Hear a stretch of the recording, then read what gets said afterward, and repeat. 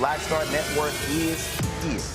Hold no punches. I'm real revolutionary right now. Support this man, Black Media. He makes sure that our stories are told. Thank you for being the voice of Black America, Roland. Stay black. I love y'all. All momentum we have now, we have to keep this going. The video looks phenomenal. See, this difference between Black Star Network and Black-owned media and something like CNN. You can't be Black-owned media and be scared. It's time to be smart. Bring your eyeballs home. You dig?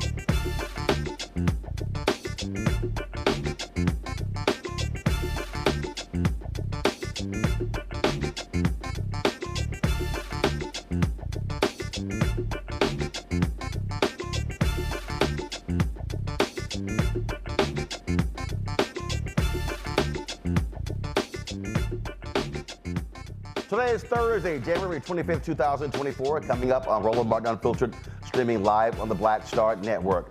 A Minnesota state trooper is facing murder charges in the death of a black man during a traffic stop. We'll be joined by civil rights attorney Harry Daniels, who's representing Ricky Cobb II's family, and he'll join us right here on the show. President Joe Biden says Americans have created a stronger economy as the country exceeds expectations, proof that Bidenomics is working.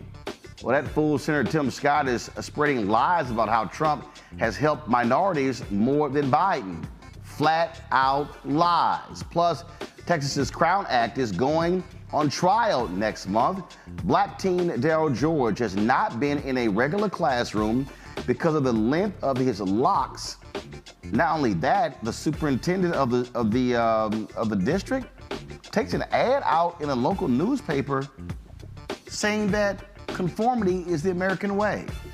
We'll be joined by a member of the Texas legislature to discuss this. Also, folks, it's National Gun Violence Survivors Week, and the Maryland Congressman is hosting an action summit on Capitol Hill to discuss strategies for reducing gun violence. He and a mother who lost her daughter to gun violence will join me on the show. Folks, it's time to bring the funk on Roland Martin Unfiltered on the Black Star Network. Let's go. He's got it. Whatever the miss, he's on it. Whatever it is, he's got the scoop, the fact, the find. And when it breaks, he's right on time and it's rolling. Best believe he's knowing. Putting it down from sports to news to politics. With entertainment just for kicks, he's rolling. It's on go, roll, y'all. It's Roland Martin, yeah. Rolling with Roland now. He's funky, he's fresh, he's real, the best, you know he's Roland Martin now.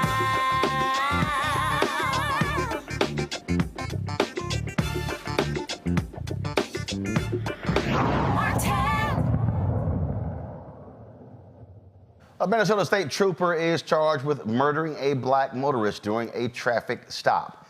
The stop took place on July 31st. Ricky Cobb II failed to get out of his car and took his foot off of the brake when officers tried to arrest him. Trooper Ryan Londregan shot Cobb as he drove away. He has been charged with second-degree unintentional murder, first-degree assault, and second-degree manslaughter.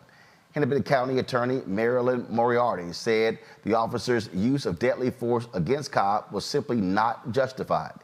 Joining us from Minneapolis is civil rights attorney Harry Daniels, who represents the Cobb family. Glad to have you here. So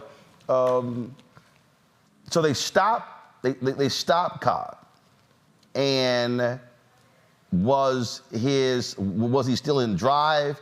And so what? He let his foot off of the gas, and the car, did it begin to speed away, or did it slowly begin to move away? Roland, that did not happen at all, and thanks for having me on. Actually, the defendant, and I'm not going to call him a trooper or officer, he's a defendant, rightfully so. He shot Mr. Cobb before the vehicle moved. That's one thing that's very clear in the video. I know it happens pretty quickly. However, when you look at that video, slow it down, and as a district attorney reviewed that video, that before the vehicle moved at all, he had shot Mr. Cobb twice as a result of a firearm going off and striking him, shooting him. Then and only then did he decided to drive away. So he was already shot before he even took off in the vehicle. So let's do this. Let's do this here. Let's actually play the video so people can actually see. So this is when the trooper that's approaching the vehicle, is that the one who's now defendant? Yeah, here's the body camera that's clearly inside the passenger side, and if you look at the video, he immediately escalates. The trooper that's on. Okay, guys, freeze it right there. First, do we have audio, control room? All right, so Harry, let's do this here. We're gonna play this. We're gonna turn the audio up. So roll it back to when they were before they walk into folks. But I want you to play it. I want you to have the audio turned up so we can actually hear what took place. All right, so let's go.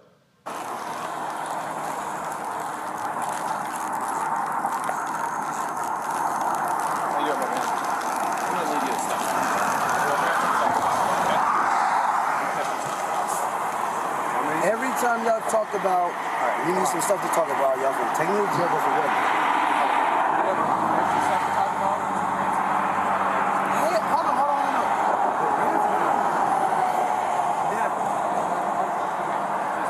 No. Can I call my attorney right now? Hey, this ain't no funny shit. But y'all talking about that shit with Terry Young? But you have to step out, okay? Hold on, is it a warrant? No, it's not a warrant. You need to step out. Hold on. I'll explain it all out. You get out. Hold on, is y'all finna get on some funny shit with me? Y'all keep it a buck with me, bro. But if y'all finna get on some funny shit with me, y'all can tell me right now so I can call my attorney. Can't hang my keys. Why? See, y'all keep it a buck with me. Y'all pull me off of my headlights.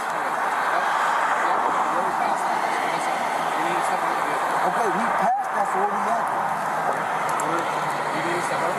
So where are we at then? But when you say step out of the vehicle, you're going to explain it to me, and then y'all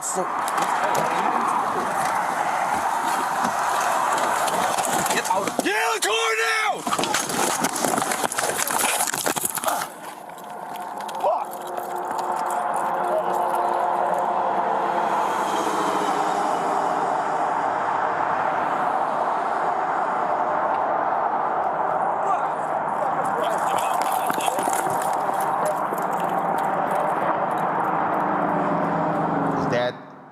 All right, folks.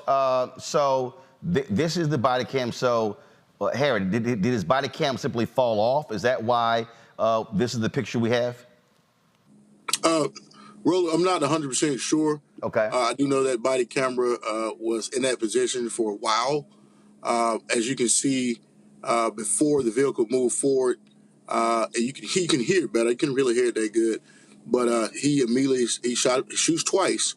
His partner is reaching across to take Ricky out of the seatbelt, to unbuckle his seatbelt. But for Ricky's body, the other officer probably got shot. He shot him at point blank range. Anybody know point blank? That's not a time for the bullet to come out of barrel and drop down. It's a plain line from him shooting from the passenger side into ultimately striking Ricky. This is not a. So the trooper who shot was the one who was on the passenger side. That's correct. The trooper shot was the one on the passenger side. The one who's on the driver's side did not shoot. He was trying to extricate Ricky from the vehicle by reaching over. So, folks, do this here. Cue this one back up. Cue this one back up, the one that is cued back up, because, again, this is the body cam footage of the officer who was talking to Ricky on the driver's side. So let's play that. Patrols with Pat to the LTAC 2 for pursuit with shots fired. Westbound 94 from Dowling, David Boy, Frank 402. Valid protection order. 60 minutes of the car, stop 40 seconds. Status valid. Car stop 40 seconds. Order.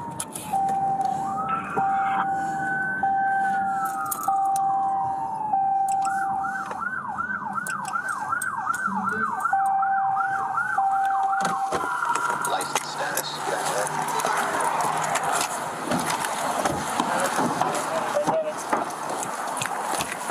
Paramedic. Any leap recovery? Here, swing around the other side. Yep. So, Harry, at this point,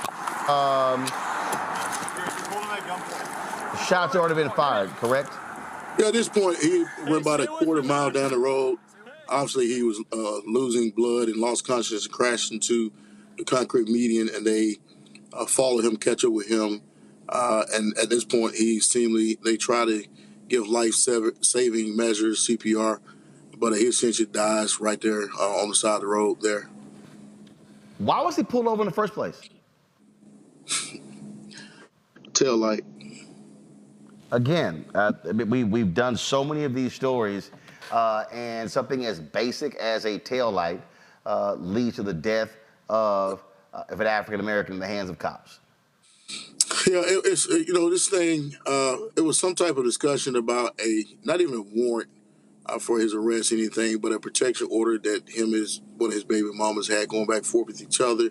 There's a question as to whether they actually want to bring him in, and when I say the troopers could have given him and told him, hey, this was going on, this was happening. he was not unwilling to go with him. He just asked him, why am my man taken? Why you pulled me out of the car? Then the escalation from the defendant, Londregan, who's been charged with murder, he clearly escalates and elevates his voice and pull his weapon to get out the car for no reason. There was no threat. Mr. Cobb had no weapon, no knife, or anything in his hand. I mean, that's clear because the driver's side trooper is in close proximity of him and reaching over his body. So he wasn't in fear that he was going to do anything, had any weapon. But as soon as he reached over, this guy point blank shoots him. And only then did the car move forward. I mean, they was talking about, let's say some of the defense attorneys, his defense attorneys talking about it's a hero being prosecuted. Roland, it was a hero that night. And that hero was Ricky Cobb, that body shielded that other officer on the driver's side.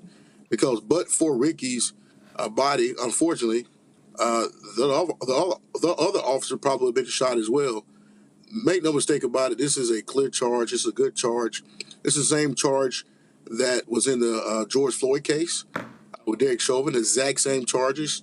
The murder, unintentional murder. And the reason why it's unintentional, because if you charge it as intentional, you have to prove that he had the intent to kill. Clearly, if you shoot a person at point blank range, 15 pounds or 1,500 pounds of pressure coming out of a weapon, more than likely you're going to kill him.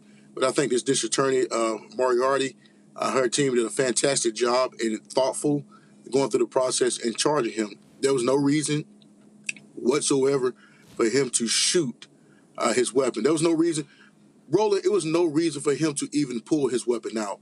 There was no escalation. There was anything, no threat whatsoever.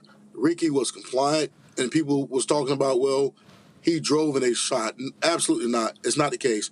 There was no dragging anybody. He was shot before he drove, and rightfully so. If you get shot at by the police and you did anything wrong, it's a fight and flight mode. But unfortunately, this young man, this young father, he has a twin brother. Who's great, who spoke very elegant, looked just like him, and his family miss him dearly. And this is, unfortunately, in Minneapolis, Minnesota, the same grounds where George Floyd was killed, and Deontay Wright and so many others, and this is historical. I want the nation to understand and know your viewers that this is historical. And the George Floyd matter, it was a state's attorney bringing the charges. This is a county attorney who brought these charges. Her staff has brought these charges against an officer who clearly committed murder, charged with murder, and looking at 70 years in prison. How old was Ricky? I believe he was 33 years old. 33 years old. Harry, we appreciate it. Thanks a bunch. Hey, man, I hate coming on here in these circumstances, but I appreciate you guys for keeping these stories alive in the front. And maybe one day that I will be out of business as a civil rights attorney. But until that day, we're going to keep pushing forward. And thank you, guys. Appreciate it. Thanks a bunch. Folks, going to break. We'll be back on Roland Martin Unfiltered right here on the Black Star Network.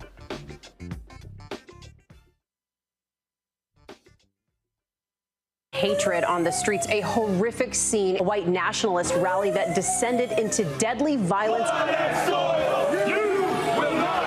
White people are losing their damn minds. An angry pro-Trump mob storms the U.S. Capitol. We're about to see the rise of what I call white minority resistance. We have seen white folks in this country who simply cannot tolerate black folks voting. I think what we're seeing is the inevitable result of violent denial. This is part of American history. Every time that people of color have made progress, whether real or symbolic, there has been what Carol Anderson at Emory University calls white rage as a backlash. This is the rise of the Proud Boys and the Boogaloo Boys. America, there's going to be more of this. Here's all the Proud Boys, guys. This country is getting increasingly racist in its behaviors and its attitudes because of the fear of white people. The fear that they're taking our jobs, they're taking our resources, they're taking our women. This is white fear.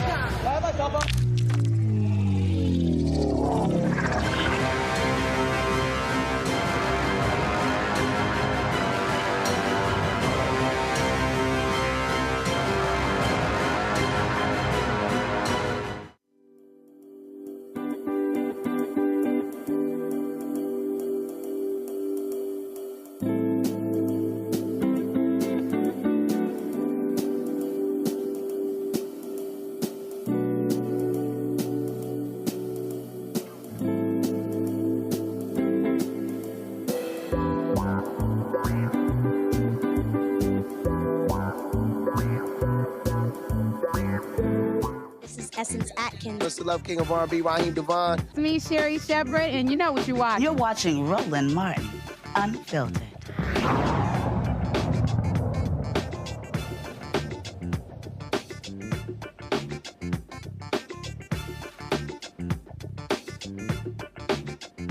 All right, folks, our Thursday panel. Joining us right now, Dr. Greg Carr, Department of Afro-American Studies, Howard University, out of Washington, D.C. Ricky Cobb, host of the Ricky Cobb Show on Sirius XM Radio, out of D.C. as well. Lauren Victoria Burke, Black Press USA, Arlington, Virginia. Lauren, you often talk about having family members who are law enforcement officers, and I swear, I mean, over and over and over and over and over again, traffic stops leading to deaths of black motorists. Yeah, I feel like we're watching the same video over and over and over again. And it's a shame, and it shouldn't have to be said that we shouldn't have to deal with this type of behavior. We just shouldn't. We should never get used to it. We should never be okay with it.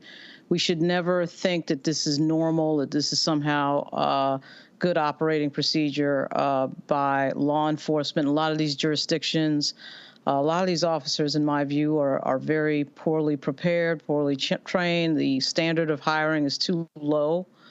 And you're dealing with some insecure individuals who do stupid things, particularly in situations where they stop somebody and there's any sort of discussion, any sort of lack of compliance, none of which justifies somebody being shot to death. Unfortunately, it is the case, the reality of the history of this country, the reality of the circumstance we find ourselves in now in 2024 is that it is a incredibly bad idea to get into some sort of argument with any of these law enforcement people, particularly in these smaller jurisdictions, where, you know, there's not a whole lot to do except stop people for taillights. I mean, that's pretty much it. And all of my friends and family who've been in law enforcement, I don't have any law enforcement on the federal level, but I have friends that are on the federal level, and it never ceases to amaze me that it's very rare that we hear one of these stupid, you know, stories like the one we just heard where somebody stopped on a tail light. So they're not looking for a suspect for a murder. They're not looking for suspects for some violent activity or anything like that. It's a variable stop that's decided on by an individual officer on patrol, apparently. And it amazes me. It's always this type of small town cop. Very rarely is it anybody who has actually gone through a ton of training, which on the federal level, they get trained for something every freaking week. Well, at any rate, it's still crazy. It's absolutely crazy. Well, the difference here, Reese, this is a state trooper. And so you would think that state troopers have a higher level of training than would some small town cop. Yeah, but I don't think in this case it's a training issue. It's a matter of who gonna check me boo issue, right? I mean, it's the fact that this gentleman had the audacity to act like he was going to try to get away. It seemed to me more like his foot slipped. Maybe he was a little panicked. I mean, you know, all of a sudden you're getting pulled over from, you know, your taillights being off to now people saying they want you to step out the car. And I think any black man has a rational fear of what could happen to him getting out of that car. And so, like his attorney said, fight or flight is to me a rational move. But I think it's ridiculous how these police officers expect full compliance, excellent judgment. Yes, you wouldn't normally want to do anything to arouse suspicion from these trigger-happy cops. But at the end of the day, it's a very scary situation. Yet for themselves, that standard of perfection, that standard of always keeping your cool about you and making sure that you don't do anything that can escalate a situation, they don't seem to have that. And so I think that it's encouraging to see charges here. I think that the burden is pretty low. I mean, it's not so much an intent crime as it is, look at the end result. Was that really necessary crime that he's charged with? But like Lauren says, this is just like Groundhog's Day when it comes to these cases, and it never gets any less disgusting and tragic. Greg? I agree with Lauren and I agree with Reese. This is not outlandish. It's not exceptional. It's not an aberration. This is how this system was set up to work from the time they came to get us. You police our bodies. We do not have control over our lives. Our efforts to resist at the lowest common denominator come down to one word: survival. This punk Ryan Londregan was hunting at 2 a.m., at 2:11 a.m. when he showed up 20 minutes after the two other hunters performing their job in the procedure that they have been trained to perform it, not the formal procedure, but I don't even call it informal, but the cultural procedure, which is to hunt, to confront, to escalate, to harm up to and through execution, and then to seek the protection and excuse of the system that put you in the position to hunt, to escalate, to harm, and then you'll get away with it. Now, hopefully this won't happen, but again, we have to stop looking at these things as if they are aberrations. This is the way they are cultivated to perform. So 20 minutes after he gets there, as we heard, you see them walk through and they've stopped him, but that's a pretense. We're going to now scan to see if we can escalate this further. And yes, they found that he had violated a protective order in nearby county, Ramsey County, but that there was no outstanding warrant.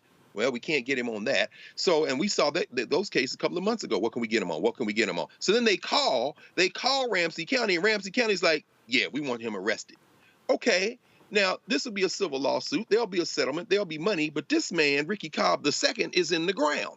So now this punk Londregan grabs on the passenger side door. I can't let you go. Why? Because I am trained to hunt you, N-word.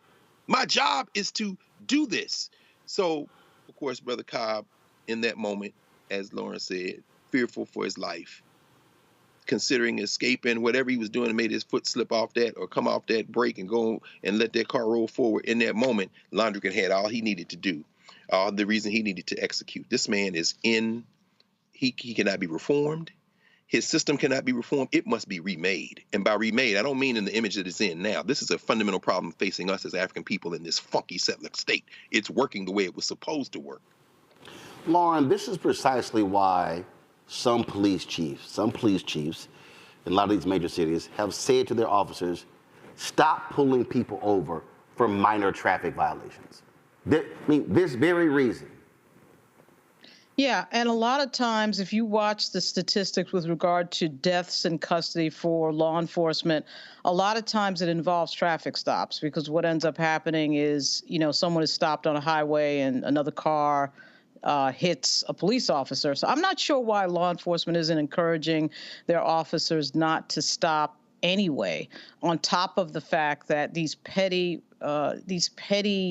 violations really, frankly, don't matter. In a lot of states, particularly Virginia comes to mind, is we have to register a car every single year. You have to register your car. So if you've got a down tail light, it won't pass registration. So you're not going to get past a year with that. So why are we wasting resources with law enforcement stopping people for these petty violations? And in fact, in the legislature, there have been some moves to encourage law enforcement not to make these types of stops, because this level of escalation happens. And by the way, state trooper comes down to what state we're in. A lot of these state troopers are podunk, and some of the states are pretty good at training the troopers, but other states are not.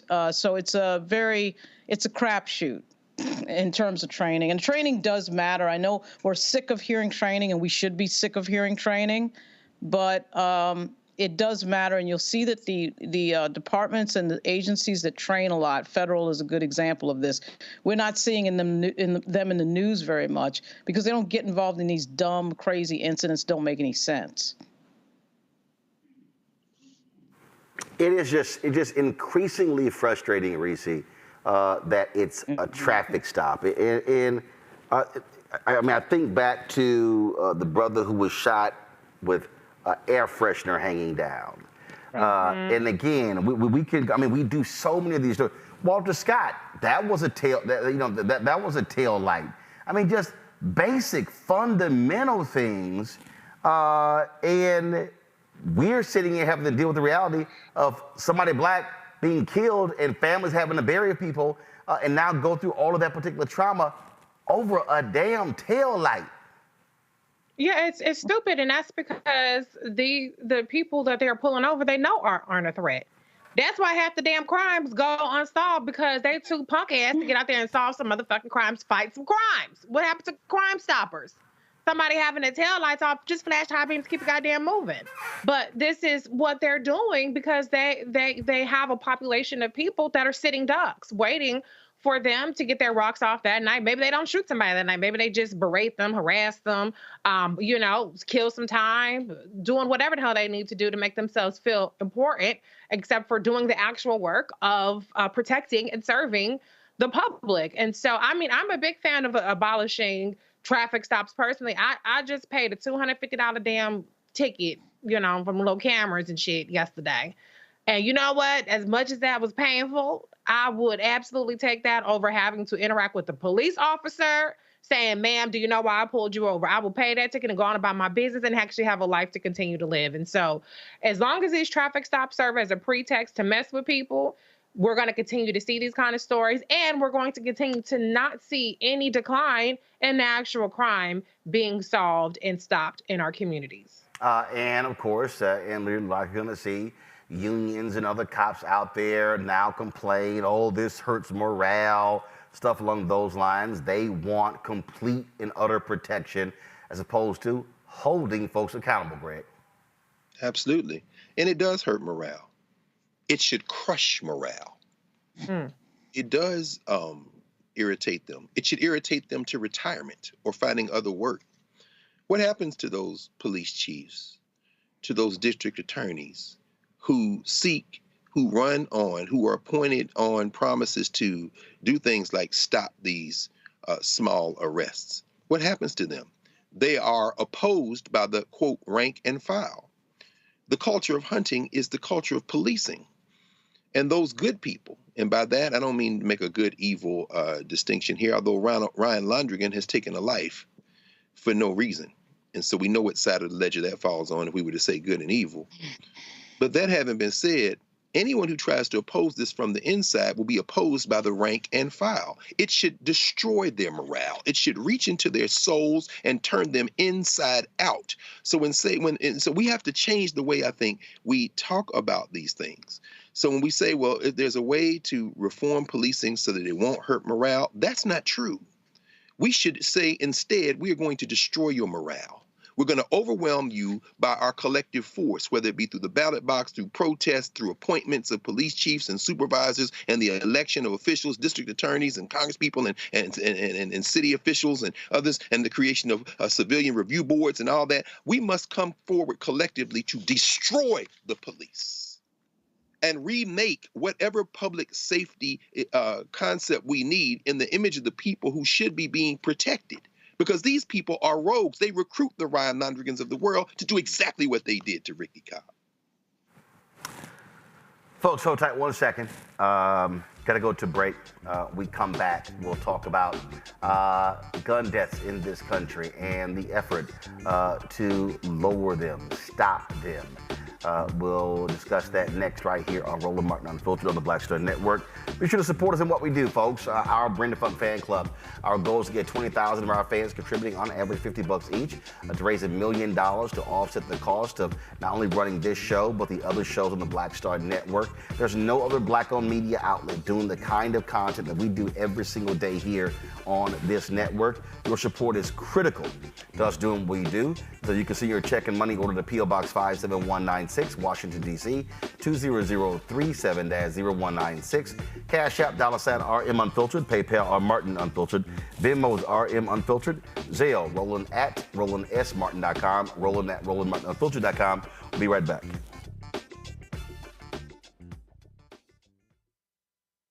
Grow your business or career with Grow with Google's wide range of online courses, digital training, and tools. Gain in-demand job skills with flexible online training programs designed to put you on the fast track to jobs in high-growth fields. No experience is necessary. Learn at your own pace. Complete the online certificate program on your own terms. Stand out to employers, get on a path to in-demand jobs, and connect with top employers who are currently hiring. Take one professional career certificate program or all 6. Earn a Google Career Certificate to prepare for a job in a high-growth field like data analytics, project management, UX design, cybersecurity, and more. All professional career certificate programs must be completed by December 31st, 2024. Scan the QR code to complete the application. There are 1,000 scholarships available.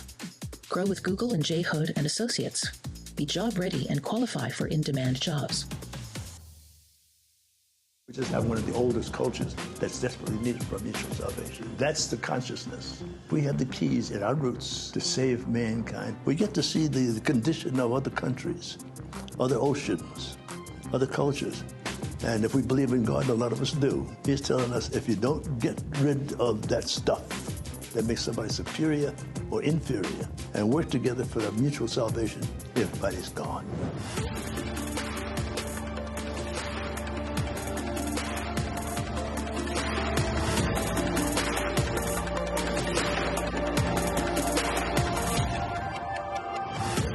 On a next, A Balanced Life with me, Dr. Jackie, we're going to be talking about common sense.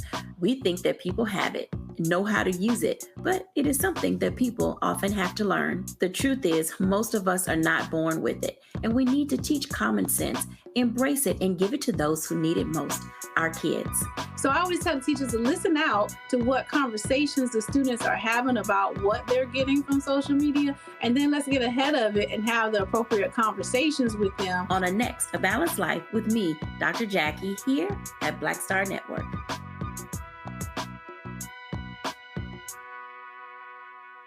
Hello, I'm Jamia Pugh. I am from Coatesville, Pennsylvania, just an hour right outside of Philadelphia. My name is Jasmine Pugh. I'm also from Coatesville, Pennsylvania. You are watching Roland Martin Unfiltered. Stay right here.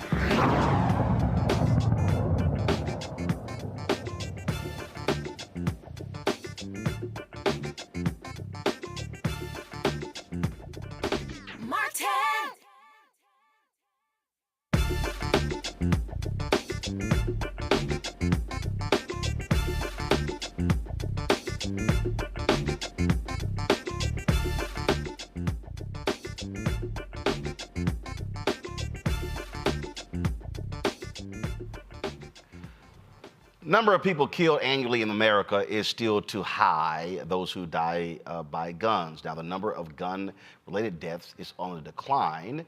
2023, there were 18,874. That was a drop from what we have seen over the last 3 years, but that is still simply 18,874 too many.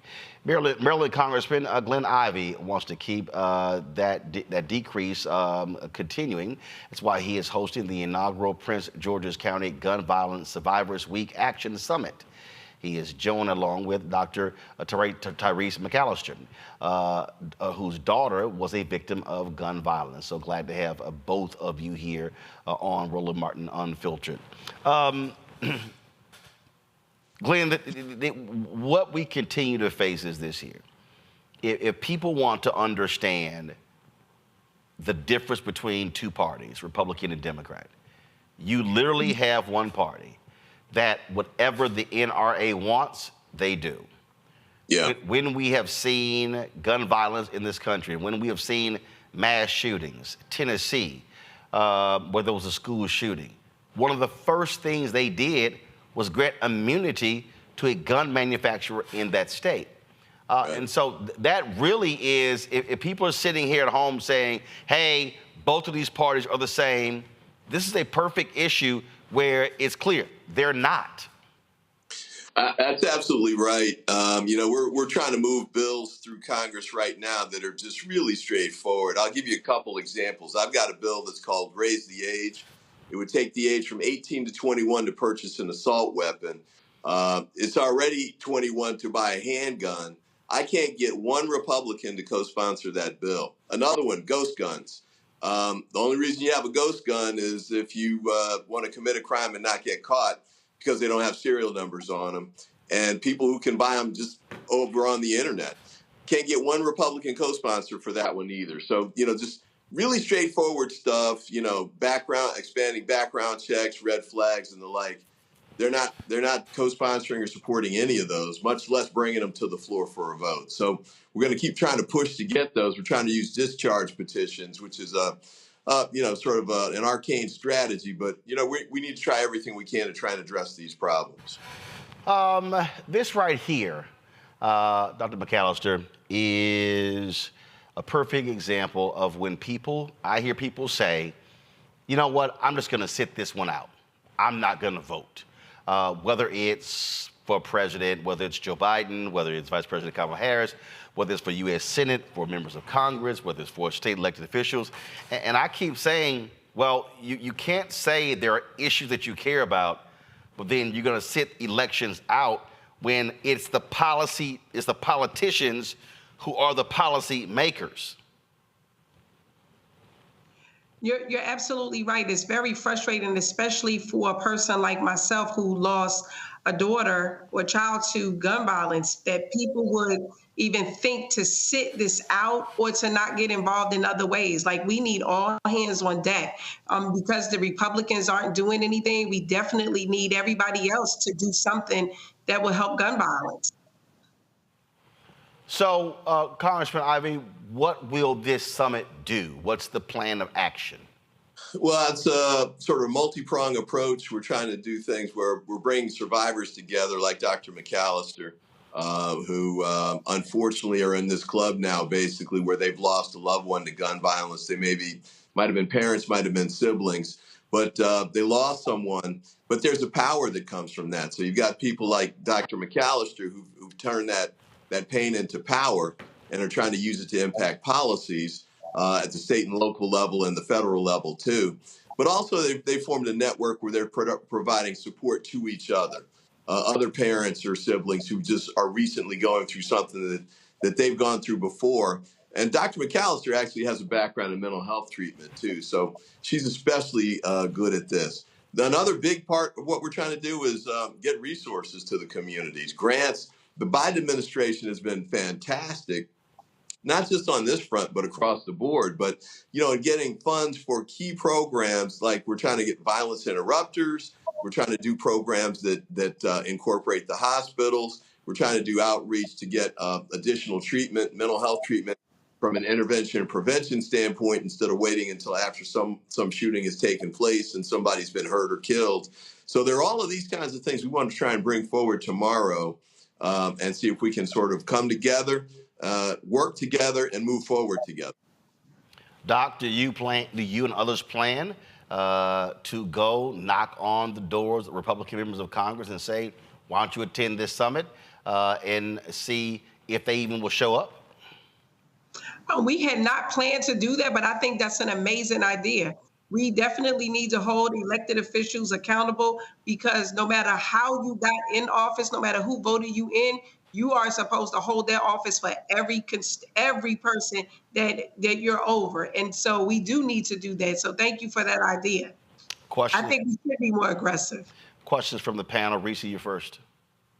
Yeah, I want to know how can you influence at least funding towards these programs outside of the official legislative process, where you have to get a bill passed, like in the appropriations or any of those kinds of methods of getting more funding towards preventing gun violence? Great question. I mean, there's a couple of ways to go about it. One is through the grants process. So the Department of Justice, which had a lot of programs, their burn grants and other grant approaches for these types of programs, have been dramatically expanded under the Biden administration and continue to grow.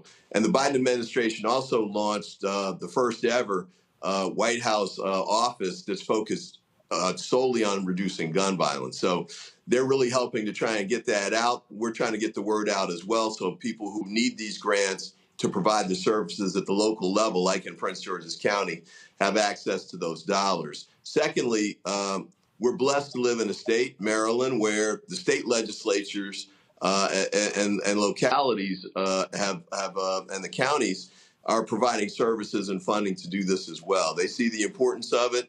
They're passing laws that we can't get done at the federal level, like banning ghost guns, for example. They're doing it at the local level too. So it's got to be a 1-2 approach, and I think we're aimed at really trying to build that up and expand it and accelerate it tomorrow morning. Greg? Thank you, Roland. And reading through the materials for the summit, one thing continued to come to my mind. I want to ask you all about this. We know that guns are a symptom, albeit a deadly one, of some underlying, very deeply structural cultural problems. We talk about education, we talk about employment. In the current environment where a number of the folks who push back against gun control legislation and anything related to that are folks who profit greatly, how can we think about the nature of this problem more deeply in terms of the culture of violence that this society foments and the profit factor as it relates to people who have a vested interest in continuing to kind of foment that culture of violence? Yeah, that's a great point. I mean, I think one of the panelists tomorrow is going to talk in terms of accountability for gun manufacturers and distributors, because what's happened is they've been given essentially protection from any kind of lawsuits, which would force them to be held accountable and pay damages for the injuries that they're causing. As you may know, I mean, any shooting can cost a community up to $1 million or beyond, and that number goes up if there's a death. So, we've got to find ways to make sure that the people who are essentially merchants of this kind of death can be held accountable for it. And then with respect to the sort of trying to get to the root causes of it, I agree. I think we need to expand education programs. We need to improve the schools. And those are long-term efforts that we need to make sure we build out. But at the same time, we need short-term solutions because we want to make sure we're not losing people now. We've got kids dying like Dr. McAllister's daughter. We need to make sure we're doing everything we can to derail that as quickly as possible. And so we're looking to some of these quicker term solutions like the violence interrupters and other strategies like that. Lauren? Ms. McAllister, sorry to hear about your daughter. Congressman Ivey, when you were a prosecutor, I guess a little bit along the lines of what Professor Carr was saying, getting to this point where we might be able to sue the gun manufacturers, was there any idea that you had maybe during your prosecutorial years of getting after things like banning the ammunition used in a lot of the more popular weapons that are used on the street, which is almost, I guess, every weapon. But, I mean, is there any other outside-the-box thinking? Because certainly federal legislation seems to be completely off limits. But I just wondered, Congressman, is there anything out there that might be something that could stop gun violence that isn't the typical inside-the-box things that we keep seeing, like red flag laws and stuff like that? Well, I think it's got to be a comprehensive and coordinated approach. So there's no individual solution or policy that's going to fix this whole problem because it's too big. I mean, there's 400 million guns out there. And as Dr. McAllister's talked about, there's mental health issues for young people across the board. Some of them have grown up in communities where they've lost friends or cousins and haven't necessarily gotten treatment or assistance for that. But, when I was state's attorney from 2002 to 2010, there was a period where we overlapped with the assault weapons ban, and we saw that it had worked. But the Republicans were able to keep us from extending it. And so we've gone without it for maybe almost 20 years now, I think. So, and we've seen the problems with that, the expansion of, gun shootings and these mass shootings, whether it's the grocery store in Buffalo or, the concert in Las Vegas. We've got kids now. When I was a kid in school, we did fire drills. Now they do active shooter drills. So those are the changes that we've had to deal with. But we have to try and find whether it's a new approach, like some of the things that, like the violence interrupters are not brand new, but they're new to some communities, including Prince George's. We've only had those for a couple of years. We want to try and expand those.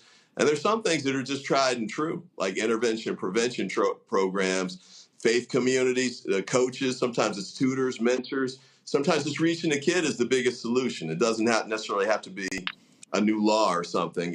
One person can make a difference in a kid's life. Thanks. Dr. McAllister, so question for you, Doc. What would you like for residents, regular, ordinary people to do? People out there who suggest that, they're powerless. What do you want them to do? I want them to realize that they have more power than they think. I want them to do something. Everyone can do something, whether it's write a check, talk about it on social media, join an organization that's doing the work, mentor a child, take care of your own children, right? Like address the issues in your own household. Everybody really has to do something because this is, no matter what your socioeconomic level is, nobody wants to bury a child. But we've got to be able to do something about it. And everybody has power to do something. Absolutely. Dr. McAllister, Glenn Ivey, we surely appreciate it. What time is the summit and where?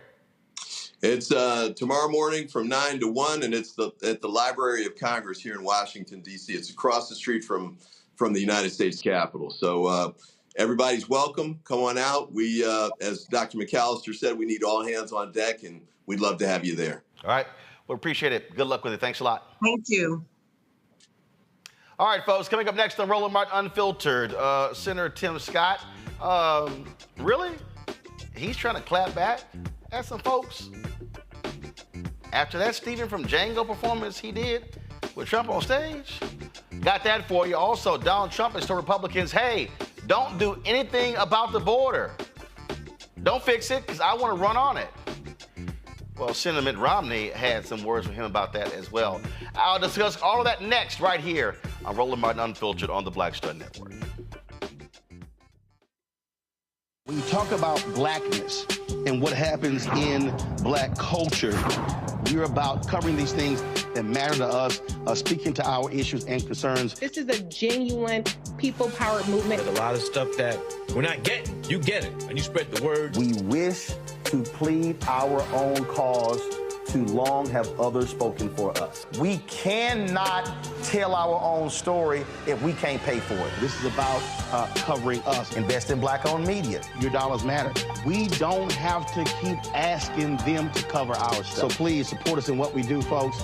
We want to hit 2,000 people, $50 this month, raise $100,000. We're behind $100,000, so we want to hit that. Y'all money makes this possible.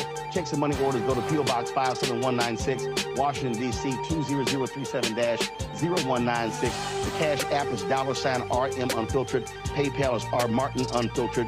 Venmo is RM Unfiltered. Zelle is Roland at RolandSMartin.com.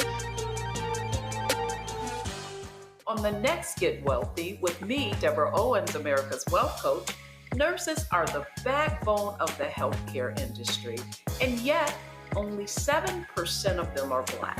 What's the reason for that low number? Well, a lack of opportunities and growth in their profession. Joining us on the next Get Wealthy is Needy Bidenomics. She's going to be sharing exactly what nurses need to do and what approach they need to take ownership of their success. So the Black Nurse Collaborative really spawned from a place and a desire to create opportunities to uplift each other, those of us in the profession, to also look and reach back and create pipelines and opportunities for other nurses like us. That's right here on Get Wealthy, only on Black Star Network. Hi, everybody. I'm Kim Coles. Hey, I'm Donnie Simpson. Yo, it's your man Dion Cole from Blackish, and you watch Roland Martin Unfiltered.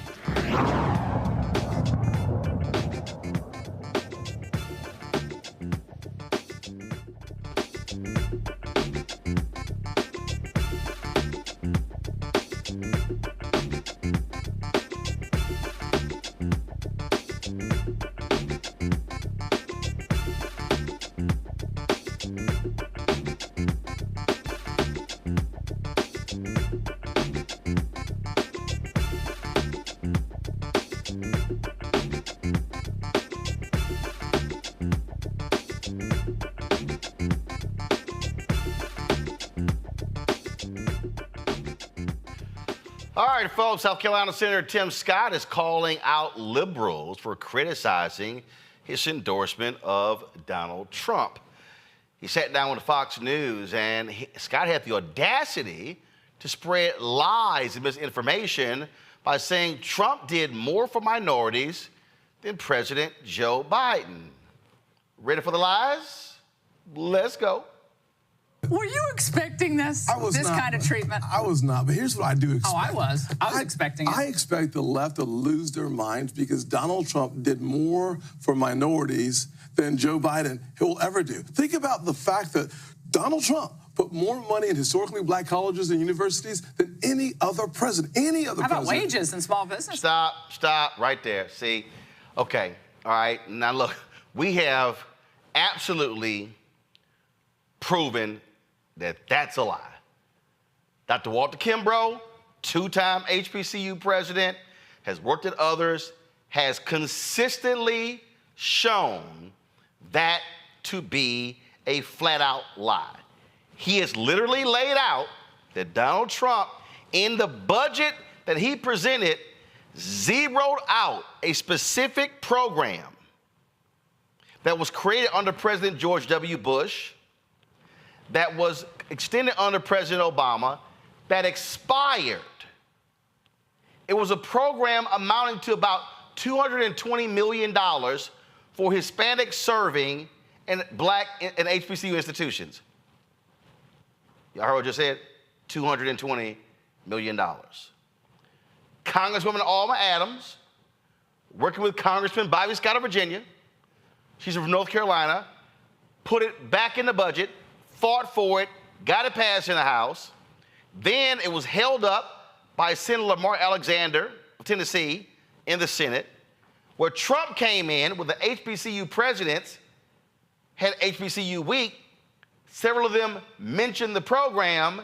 He took it as, oh, I'm going to make permanent funding for HBCUs. Y'all, the total amount for that program is $220 million for HBCU and Hispanic serving institutions. Those are facts. Senator Tim Scott, right there, is lying. And if he wants South Carolinians to show him proof, go to South Carolina State, go to Claflin, and they'll tell you, yeah, that's not quite true, Timmy. Press play. The bottom 20% wage growth was higher than the top 20%. The lowest unemployment rate in the history of the country came first under Donald Trump. You think about rare blood diseases like sickle cell anemia. Who helped champion that cause with me? Donald Trump. Think about the greatest anti-poverty program in the history of the country. Opportunity zones. Stop. Oh, my God. First of all, let's be real clear. Timmy, long before your ass got to the United States Senate, black folks were fighting on behalf of sickle cell anemia. Long before. I was a kid in Houston growing up when they had the National Sickle Cell Anemia Telethon and was going door to door actually collecting money. The Congressional Black Caucus has been fighting on behalf of sickle cell anemia long before you decided to show up to the United States Senate. Just stop lying. And then he goes, whoa, first under Trump. Yeah, guess what? The black unemployment went lower under President Biden and Vice President Harris. Lower, Timmy. Then he said, oh, opportunity zones, the greatest anti-poverty program. That is a flat-out, fundamental, undeniable lie. And guess what, y'all? In the last year of Trump's presidency, I personally emailed the White House saying, can you provide for me the data of the effects of these opportunity zones? I'm still waiting. And guess what? One of the black preachers who was at the White House from Baltimore touting the opportunity zones, we brought him on our show that night after he did the White House. He came back 6 months later and said, this ain't doing a damn thing. So I don't know who the hell Tim Scott think he's fooling, but there's no way in hell that the opportunity zones, which also ain't new. HUD Secretary Jack Kemp was touting the exact same thing. This is not new. All that is done is give tax breaks to developers. And I dare I dare Senator Tim Scott to come on this show and bring with him the data to show me and prove me wrong how Opportunity Zones have been the biggest anti-poverty program in history. You can go on Fox News and lie, Tim, because Laura Ingraham ain't the brightest bulb in a dark room. She don't know jack about black people, so she's not gonna challenge you on any of this. What you said is a lie. Go ahead and play the rest of these lies. How about just a good economy? That helps. That helps African Americans. 7 million just like new the jobs. rest of us. Guess what? He helped white people and black people and brown people. I mean, he liked everybody. But they're going really personal on you, and I'm used to it because of what they've done to Justice Thomas, who's been my friend for 40 years, and it's so disgusting, it's so predictable, and it's so lame. They're out of ammunition, they're out of ideas, so it's you have to agree with them. Or you hear it, you're an Uncle Tom. Absolutely. That's what they say. Listen, the most bigoted comments I hear today come from liberals. The racists that we should just turn our focus towards are teachers' unions who trap poor black kids in cities like Chicago out of their greatest future because they refuse to let them go to good schools. I can't imagine why the Democrats have not just said, dear people, I'm sorry, we resign, love DNC. Truly, that's the best thing they could do for the nation. And frankly, I'm looking forward to bringing this race for Donald Trump to be our next president to my home state of South Carolina so the race can be over and we can focus on firing Was it uncomfortable up there? And guess who Tim Scott won't talk to? Black people. Anybody black people watch Fox News? Ain't nobody black watching Laura Ingraham. And then, who the hell does she think she is? All the racist crap that we hear from her and numerous folks on Fox News. Can y'all please show me the clip of Laura Ingraham and Senator Tim Scott condemning Charlie Kirk for saying, oh, if there's a black pilot flying, I'm getting off because they probably got in through DEI. I'm sorry, that clip don't exist. They're not calling him out. See, here's my whole deal. And I can look at history. I got his book at home. If Bob Brown was on the show, Bob Brown could actually, and I know Greg got the book over there somewhere, Bob Brown could actually say what he did as basically the top African American under President Nixon for black folks. Oh, he could boom, boom, boom, boom, boom. Bob Brown wouldn't have to lie. He would not have to lie. But Senator Tim Scott he's literally, y'all, what he said is easily disproven. But when you're talking to a fool like Laura Ingraham, who ain't never ran into a fact she couldn't distort, it feeds the beast to say, see, the black senator, he said that Trump did all this stuff for black people. Y'all know he skipped saying, oh yeah, by the way, Donald Trump blamed and targeted black people. Did any of y'all hear Senator Tim Scott and Laura Ingraham condemn Trump targeting the two black women in Georgia, turning life upside down, the ones with the Subaru Giuliani? I ain't heard that.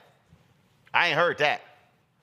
The same Senator Tim Scott, who I got on video going down to Selma for the field trip with Congressman John Lewis, but comes back to the Senate and opposes the John Lewis Act. Oh yeah, the same Senator Tim Scott who thwarted the George Floyd Justice Act.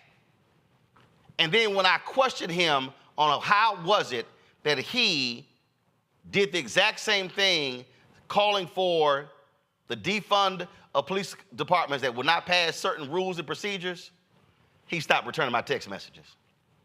Oh, he was real talkative before.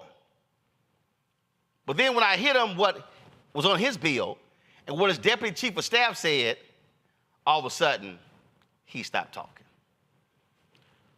What we see here Reese, is the BS.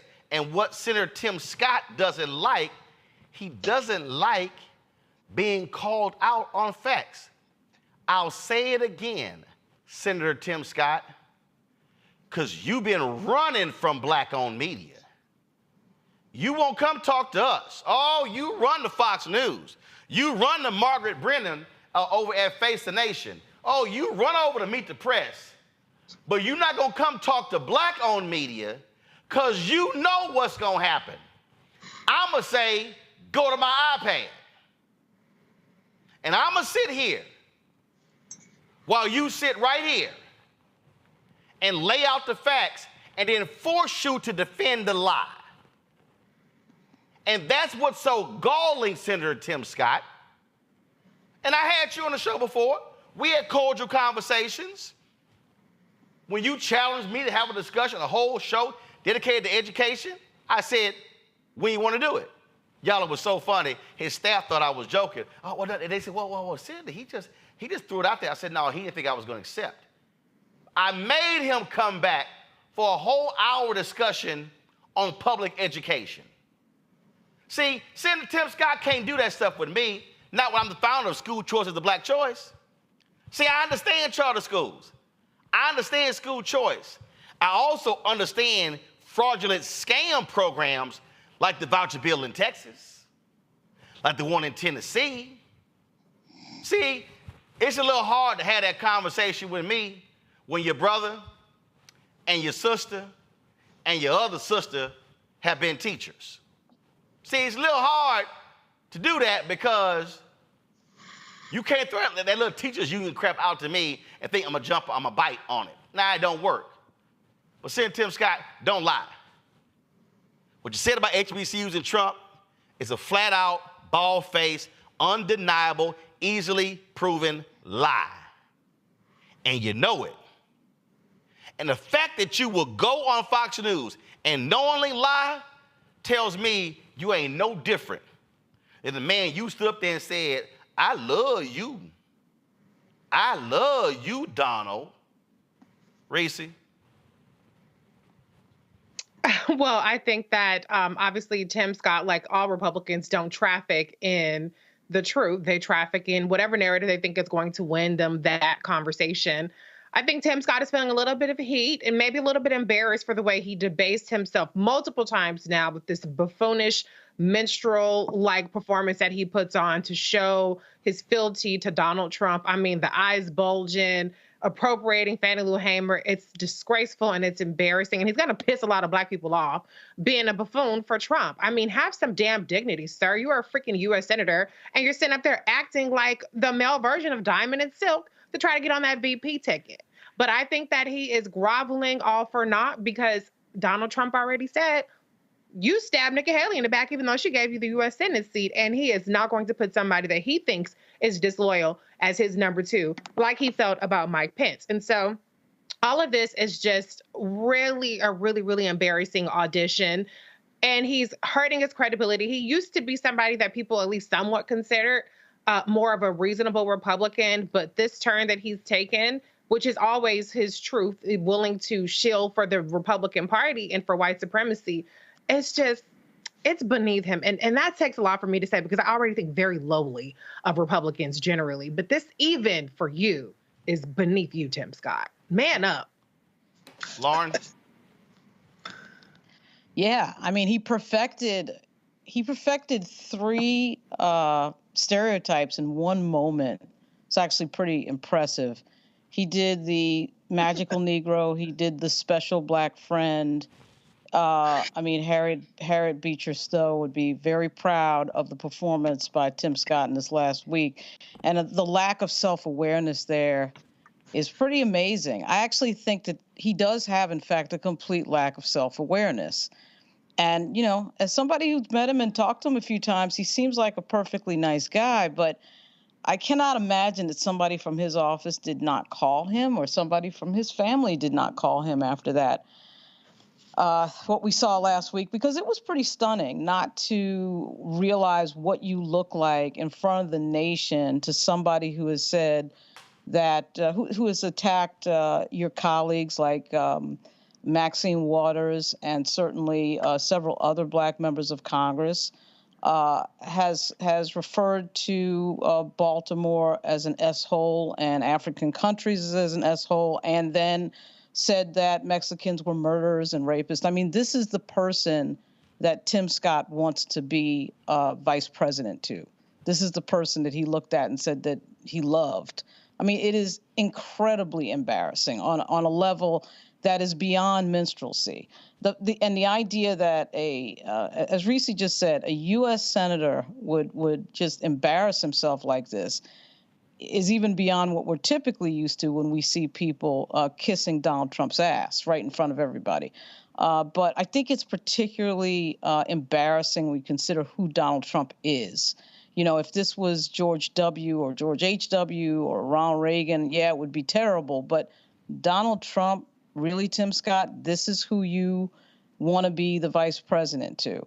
Now, I would like to think that he's got some Machiavellian plan in his head that maybe Trump is going to be thrown out of office should he be elected again, or that he could possibly become president should he be his vice president. But I actually don't think Tim Scott's that deep of a thinker.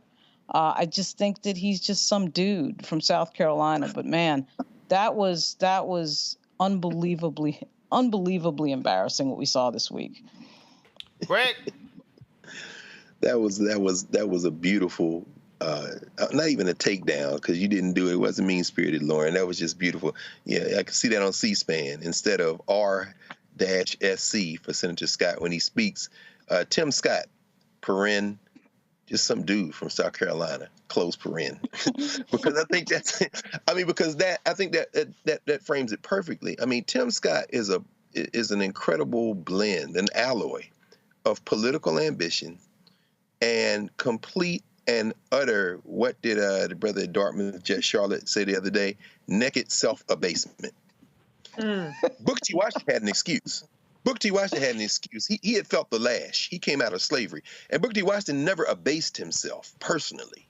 He kikied for the money from the white folk, from the Carnegies and the Baldwins and the railroad people, and he used it for Tuskegee and to run his Tuskegee machine, and ultimately improved the lives of a number of Black people and pissed off people like Monroe Trotter and Ida Wells and W.B. Du Bois. But there was a political thing, and there was an excuse. You came out of slavery.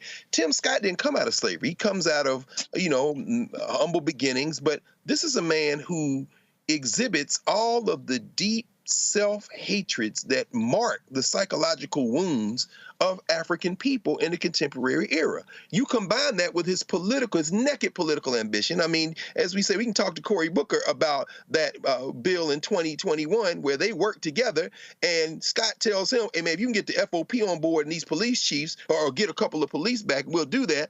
And then Cory Booker gets the Fraternal Order of Police and the IAC of Ps, the International Chiefs of Police, to sign on to this reform legislation that still didn't have qualified immunity on it. What does Tim Scott do? He leaks the damn draft of the bill to the Sheriff's Association to give him cover to tank it. Why? Because he think one day he's going to be president. This fool, this handmaiden, this fool. And so finally, Al Sharpton was right today to say he's humiliating. The man is humiliating himself. And when you talk about that level of naked self-abasement, standing out with your loafers, on the beach at Kiowa Island and the Sea Islands, on one knee, trying to somehow convince people that you're somebody you're not, all thinking that somehow that's going to make them pick you. As these young people would say, he's not being extra, he's doing the most at this point. I don't know how you look yourself in the mirror. Real simple. If you lie, I'm going to call you out on it. And Senator Tim Scott, you flat out lied. You lied when you went on Fox News. Pure and simple. Now again, chair is open. I got one chair. I got a chair right here. Got a chair right here. We can sit in the comfortable living room style over there on one of the couches. But if you want to talk about Black people, Tim Scott, come talk to Black people. Don't be scared of your people. Because trust me, Laura Ingraham, she ain't one of your people. Go ask those black employees at Fox News who filed a racial discrimination lawsuit. Oh, yeah. We covered that too. We'll be back on Roland Martin Unfiltered on the Black Star Network.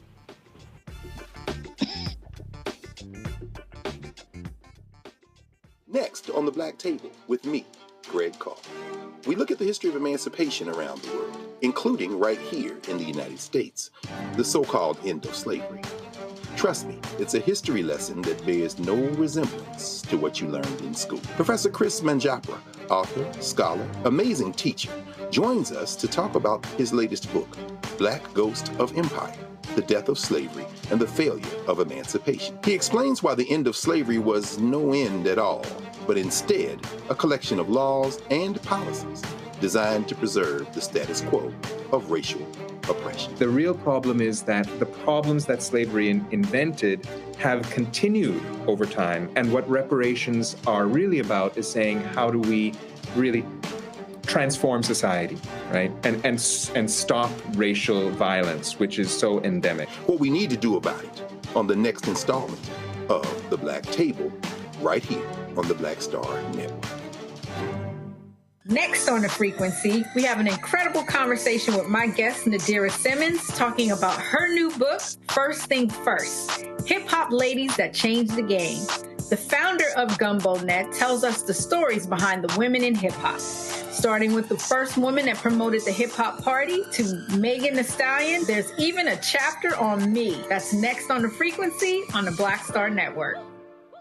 We just have one of the oldest cultures that's desperately needed for mutual salvation. That's the consciousness. We have the keys in our roots to save mankind. We get to see the condition of other countries, other oceans, other cultures. And if we believe in God, a lot of us do, He's telling us if you don't get rid of that stuff that makes somebody superior or inferior and work together for the mutual salvation, everybody's gone.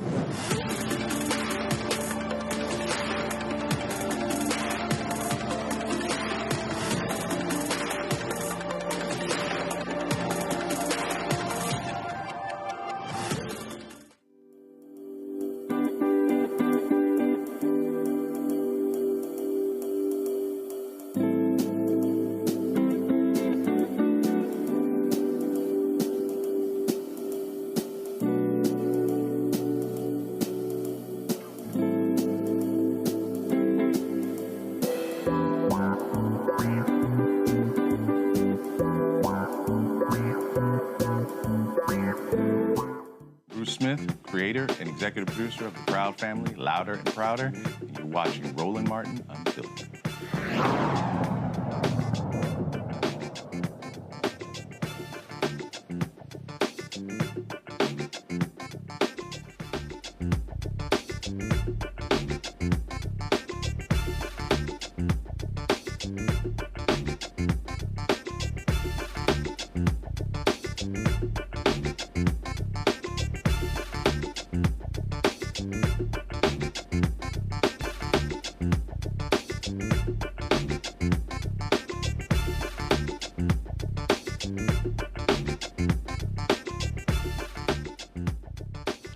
Folks, a Texas judge has ordered a trial to be held next month to determine whether a black high school student can continue being punished by his school district for refusing to change his hairstyle. Now, the family says his locks are protected by a new Texas state law called the Crown Act. Daryl George has not been in a regular classroom at Barbers Hill High School since August 31st. Instead, he has served an in-school suspension or spent time in an off-site disciplinary program. Now, the Barbers Hill ISD superintendent, Greg Poole, contends that George's long hair, which he wears in neatly tied and twisted locks on top of his head, violates a district dress code that limits hair length for boys. Let me say it again. His hair is not low. Pull a photo up of him. He wears his hair high. So you're complaining about his hair length, but The reality is, it's not long. Now, Georgia's family says the policy violates the Texas Crown Act. Y'all, his was so crazy. The same superintendent last week took out a full-page ad in a Texas newspaper to actually suggest that, well, to be American is to conform. When y'all have the ad, please show it. It's unbelievably crazy. Retta Bowers, a state representative in Texas, she sponsored the Crown Act, and she joins us now from her home in Garland, Texas. All right, so Representative Bowers, the school district contends that the Texas Crown Act, as written, does not specify hair length, so therefore, they say their policy is in order. Roland, thank you for having me. We just want to say that the Crown Act, as it is written, we made sure that the protective styles that are protected by this new law were spelled out, being locks, bantu knots, braids, twists, even wearing wigs. And I don't know any Black person in America that locks their hair not to grow it.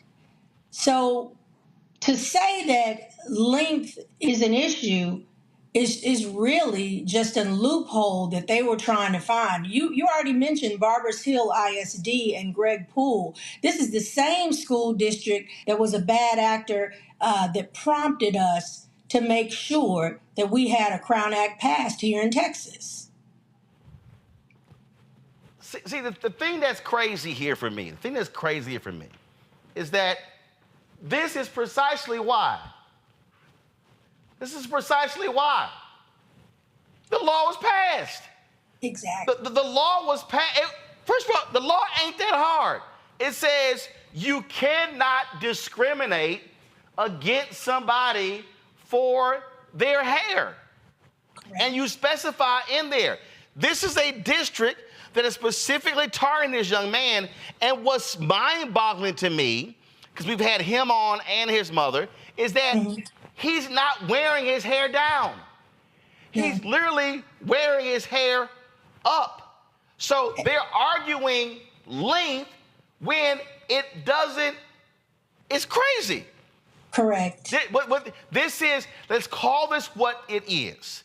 This is a white superintendent who is trying to flat out govern how a young Black boy is to wear his hair. And they're saying is, how dare you be different and wear your hair different?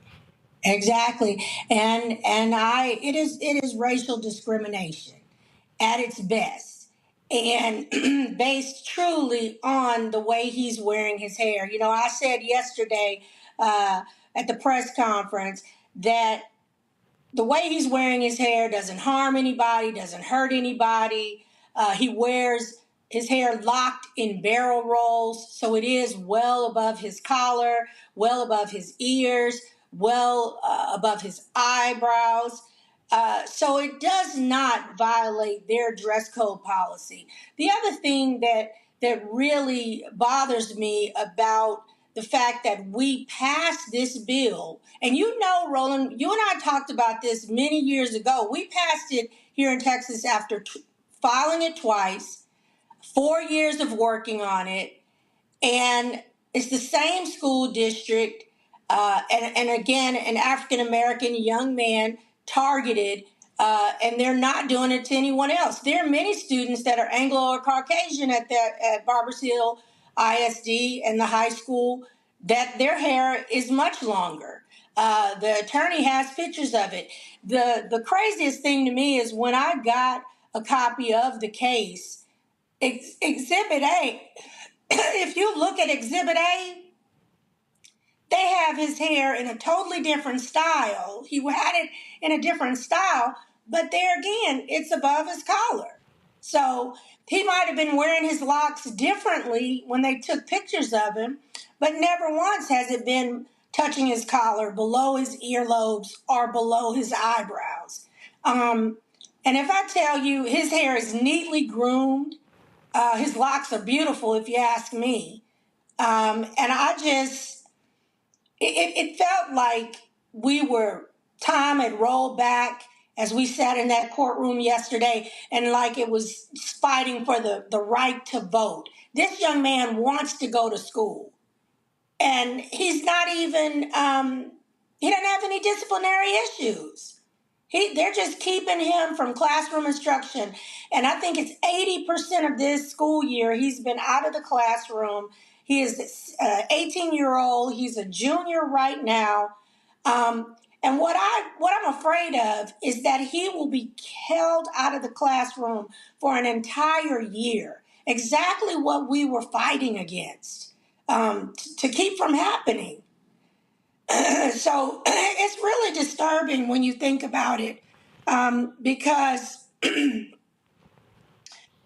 what I don't want to happen is him to get to senior year and they're saying he can't graduate. Greg Poole, the superintendent, took out this ad, and folks, go ahead and show it. A full-page ad in the Houston Chronicle. He was, guys, you should have the control room. He was complaining about them not printing a letter to the editor. And so he's going on, and he's in here talking about COVID, and he's talking about, he says we have African-American students with hair longer than our dress code permits. They applied, qualified for, and were granted religious exemptions. And he's talking about how their African-American population has grown, and parents are flocking to a disciplined school district that prioritizes safety and has high expectations in all things and doesn't lose sight of the main goal of educational excellence. And he's in here talking about the progressive history of the district. And this is what is trip. He says in here, the problem with relaxing standards without any regard to academic implication is the precedent it creates. Our military academies at West Point, Annapolis, and Colorado Springs maintain a rigorous expectation of dress. They realize being an American requires conformity with the positive benefit of unity and being a part of something bigger than yourself. Okay, first of all, Greg Poole is lying. First of all, they are called, here's the whole deal. They're called military academies. Military academies. Individuals are officers when they leave there. So they are abiding by military standards. It is no different. I am a graduate of Texas A&M University. We have a corps of cadets that sends more officers to the military every year than any other school outside of the military academies. If I chose to become a member of the Texas A&M Corps of Cadets, I would have to abide by the dress code of the Corps of Cadets, the hairstyle of the Corps of Cadets. But because I did not become a member of the Corps of Cadets at Texas A&M, I was a regular student. So it's nonsensical for the superintendent to say, we have our military academies and it's about American conformity, when he gets to dress how he wants to, unlike the leaders of the military academies that he mentioned. Yeah, and Roland, you're exactly right. We're from the same hometown. I'm from Houston. I'm from Detroit, and I'm going to be honest with you. I'm from Third Ward, and the reality is, when you talk about conformity, Barbers Hill ISD is the one who is not conforming. They are not complying with what is the law in Texas right now. And they are not wanting to change their dress code policy to adhere to the Crown Act. And, I went to private school. I wore uniforms, but we're talking about public school in Texas. And right now, race-based hair discrimination is against the law. The Commissioner Mike Morath needs to make sure that all ISDs are in compliance with the Texas Crown Act. And the Crown Act, it promotes acceptance, engagement, student engagement. It promotes freedom to be accepted in the classroom and in the workplace. So whether that's in the classroom or the boardroom, that you can walk in as you are, wearing your hair, rocking your crown how you wish, and be accepted as a professional human being and bring the intelligence that you come with to the table without question. And I just think that they're just trying to find a loophole to keep from adhering and complying to with the Crown Act. So we worked too hard to pass this bill and this legislation in the state of Texas, the deepest southern state to pass it, in a bipartisan way. It passed 143 to 5 out of the House, 29 to 1 out of the Senate. And when Lieutenant Governor Dan Patrick received it from the House, he said it was a bipartisan bill. So they just need to know that they are the ones who are choosing not to conform. And I want to say this, Greg Poole did everything in that full page ad but call me by name. And I want to say this, you call my name, I'm going to show up. And that's why I showed up down in Anahuac, Texas, outside of Mont Bellevue yesterday at that hearing. I called once this thing, they had Daryl George out of class. I tried to call the communications director. He would not speak with me, and I understood that it was a federal case, Roland. But doggone it, you know, he found a way to call me yesterday after he saw me standing right there in Anahuac. You know, I am upset because we worked too hard to pass it, and it is the law in Texas, and they just need to follow it. And here's the one that I'm really confused by before I go to my panel with some questions for you, Representative Bowers. That boy's hair ain't got a damn thing to do with education. Nothing. He is an excellent student. It literally has nothing to do with learning. It is not an impediment to learning. It is not an obstacle to learning. These are flat out lies. No, what we're dealing with here is this is a superintendent who wants to impose white standards on black children. That's what this is.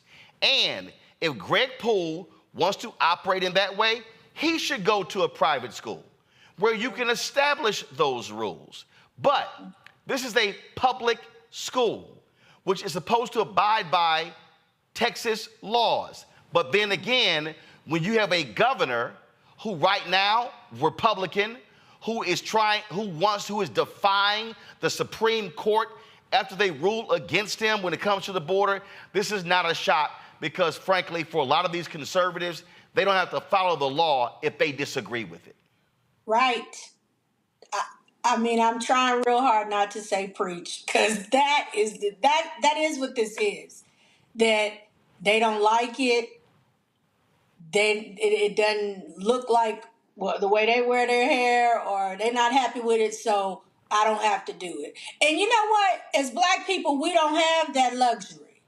We don't get to do what we want to do if we don't want to follow the law. Lauren.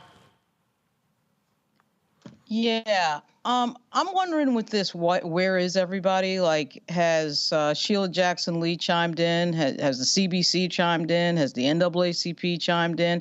I mean, they sure as hell have no problem chiming in when we're talking about foreign policy and everything else. This, to me, is a very low-hanging fruit type of issue. He should not be out of school, obviously. Right. This is obviously outrageous. And it's been going on now for quite a long time without the same amount of attention that other things get. And frankly, the other thing I was thinking as I'm sitting here is, if this was a woman, if this was a girl, if this was a female student, I suspect this would be all over MSNBC and Karen Finney would be talking about it on CNN. Do you get the sense at all that because this is a young man and not a young woman, that it doesn't get the attention that perhaps it should get? I do. I talked about this yesterday as well at the press conference. I said that gender and gender identity shouldn't matter in this case, but they do in their dress code policy. It does say males. So this is about a young black man, and that's what it is. And when you talk about the CBC and some of our congresspersons, I do have to say the Texas Legislative Black Caucus stands firmly with me and behind me. We are working for sure at the state level to make sure that we have the right affidavits on file when we come to the trial next month so that legislative intent can be proved and present in that room so they know what we intended with this legislation.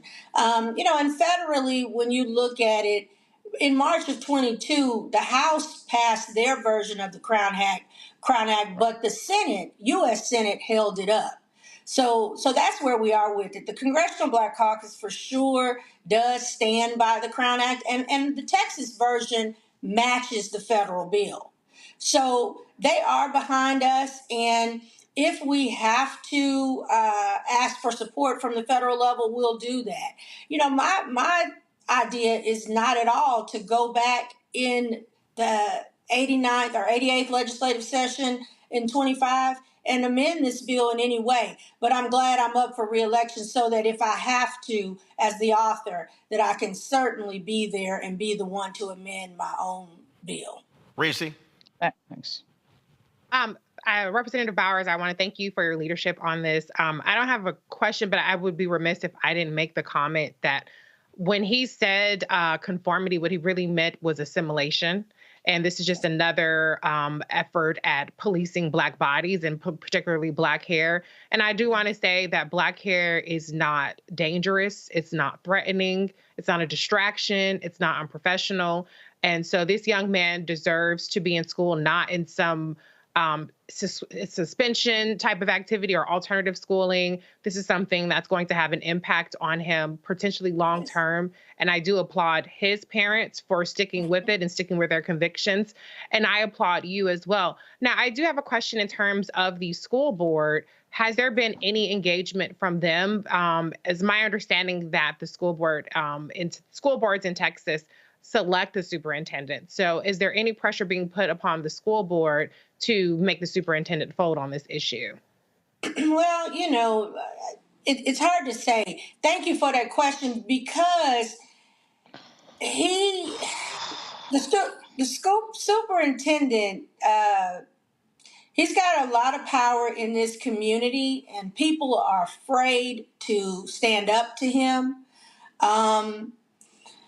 And so at this point, we're having to work with the State Board of Education. Well, in fact, I just want to jump in here, Representative Bowers. Go to my iPad. This is what he put in his editorial. He said, we have had 2 school board elections in which candidates supporting our current dress code earned 88% and 91% of the total votes. The people who pay taxes in the Barber Hills ISD are the voices we listen to.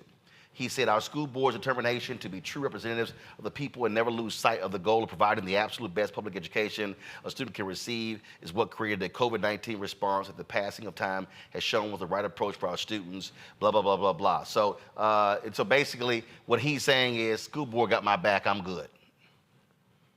Yeah, I will say this. My colleague, that represents Barbers Hill ISD, is working with us, and she's a Republican. So that's Representative Terry Leo Wilson, and she certainly has talked to the superintendent, Greg Poole himself, and told him that what he is doing with Darryl George is totally out of line, is discriminatory, and that he needs to allow that student back in the classroom. She herself supported the Crown Act, voted for it, and told him so. So for him to say that maybe his school board does support it, but the fact remains that it's a direct violation of the Texas Crown Act, And we are here to make sure that any bills and laws and legislation that we pass, that it is enforced properly and that it is adhered to. So I just want to say that, Daryl George is not a distraction. He's not here to harm anybody or hurt anybody. He's ready to get back to classroom instruction and learning so that he can have the best quality of life and education. And they're stealing that from him. They are robbing him of his education and good quality of life in the community. And so I want to say thank you for understanding that his parent, Deresha, is doing the right thing. His mom is doing the right thing by not taking him out, especially since this is law now. When this happened before with DeAndre Arnold, they chose to take those students, he and his cousin, out of the school district. So at this point, this is a real test of the Crown Act, and we're okay with it because we know that it will stand up in a court of law. We are the only thing about yesterday at that hearing that I wish the judge had done and Judge Kane didn't do is he wouldn't grant a temporary restraining order so that Daryl George could go back to school. Gotcha. Greg? Thank you, Roland. Thank you, Representative Bowers. I don't know why you Texas Negroes won't just do what a white man says. But at any rate, because Coach Poole, who's got a doctorate apparently in ed leadership from Texas A&M, I doubt that he knows that Bantu knots actually kind of can extend down past your shoulder blades. But please don't let him know that. Well, I mean, he's got an EDD, so I'm not sure. But I mean, I think it does. He can't spell Bantu. And no question about it. No question about it. But it seems like this is just a piece of these Texas white nationalists attempting to challenge federalism. When it's local and they like it, fine. If not, fine. And he's hiding behind his brother in the editorial, Mark Wilson, saying that he voted for the policies. But, a couple of things I want to ask you as it relates not just to the Crown Act, but to other lawsuits. I understand that the families of DeAndre Arnold and Caden Bradford actually have a federal lawsuit, a civil rights lawsuit that's still active. And I read something where the attorney representing the George family said that white boys in that school district can wear their hair over their ears and collar as long as they don't braid it like a Negro. Yes, sir. There seems to be some selective enforcement going on. Any thoughts on suing the living hell out of this genius former coach who just isn't used to Negroes not doing what he says on federal issues, whether it be the Civil Rights Act of 1964, particularly as it relates to gender-based discrimination, racial discrimination, since white boys can wear their hair over their ears and by their collars as long as they ain't braiding it like a Negro? Any thoughts on basically not only seeing the Crown Act validated, but ripping their guts out in the federal courts around civil rights violations? Absolutely, because, when we passed the Crown Act last session, it came to me after I got home, the dust settled. Be honest with you, Governor Abbott's had us in session all last year with 4 special sessions. But you're right. I realized that passing the Crown Act was just scratching the surface in civil rights legislation, and there's so much more. Oh, sorry, folks. We had a little snafu there, so we're going to try to get Representative back to finish her comment there. But at the end of the day, what we're seeing here, y'all, we see what's going on here. I mean, this is white supremacy in action. This is trying to police black bodies. That's what this is. Texas has 254 counties. This is the only school district that continues to give folks hell, and so they're trying to prove a point, and they're going to waste taxpayer dollars by going to court and fight this, and that's what you're seeing here. And so what you have here is you have people who are adamant they don't want to follow the law. It is no different than what we're seeing from the governor of the state when it comes to the border. And so hopefully, looks like we don't have Representative Bowers back, so I want to thank her for coming on. We're going to have her back on, obviously, next month when this goes to trial, and so we can't wait to see the conclusion. So let me go to a quick break, folks. When we come back, we're going to talk about Mitt Romney slamming Donald Trump when it comes to saying, yeah, don't pass immigration reform, anything to do with the border, because I want to run campaign on this here, and Republicans are falling in line. And I'll talk about that letter Governor Greg Abbott of Texas posted regarding the border as well. If you actually remove slavery and slide in immigration, sounds like a Confederate letter. Yep. You're watching Roland Martin Unfiltered on the Black Star Network. Grow your business or career with Grow with Google's wide range of online courses, digital training, and tools. Gain in-demand job skills with flexible online training programs designed to put you on the fast track to jobs in high-growth fields. No experience is necessary. Learn at your own pace. Complete the online certificate program on your own terms. Stand out to employers, get on a path to in-demand jobs, and connect with top employers who are currently hiring. Take one professional career certificate program or all 6. Earn a Google Career Certificate to prepare for a job in a high-growth field like data analytics, project management, UX design, cybersecurity, and more. All professional career certificate programs must be completed by December 31st, 2024. Scan the QR code to complete the application. There are 1,000 scholarships available. Grow with Google and J. Hood and Associates.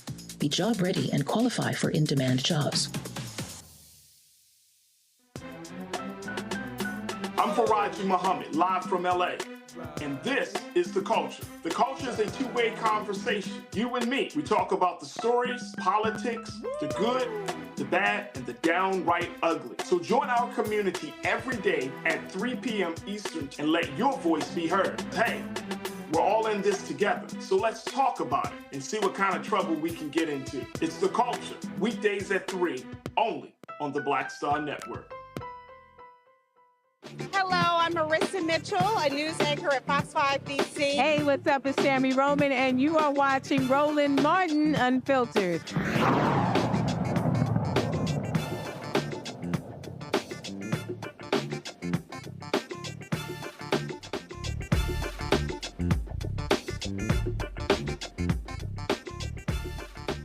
Hey, fam, boy, Republicans talk about being compliant to Donald Trump. So you have an individual in Donald Trump who has told Republicans, don't you dare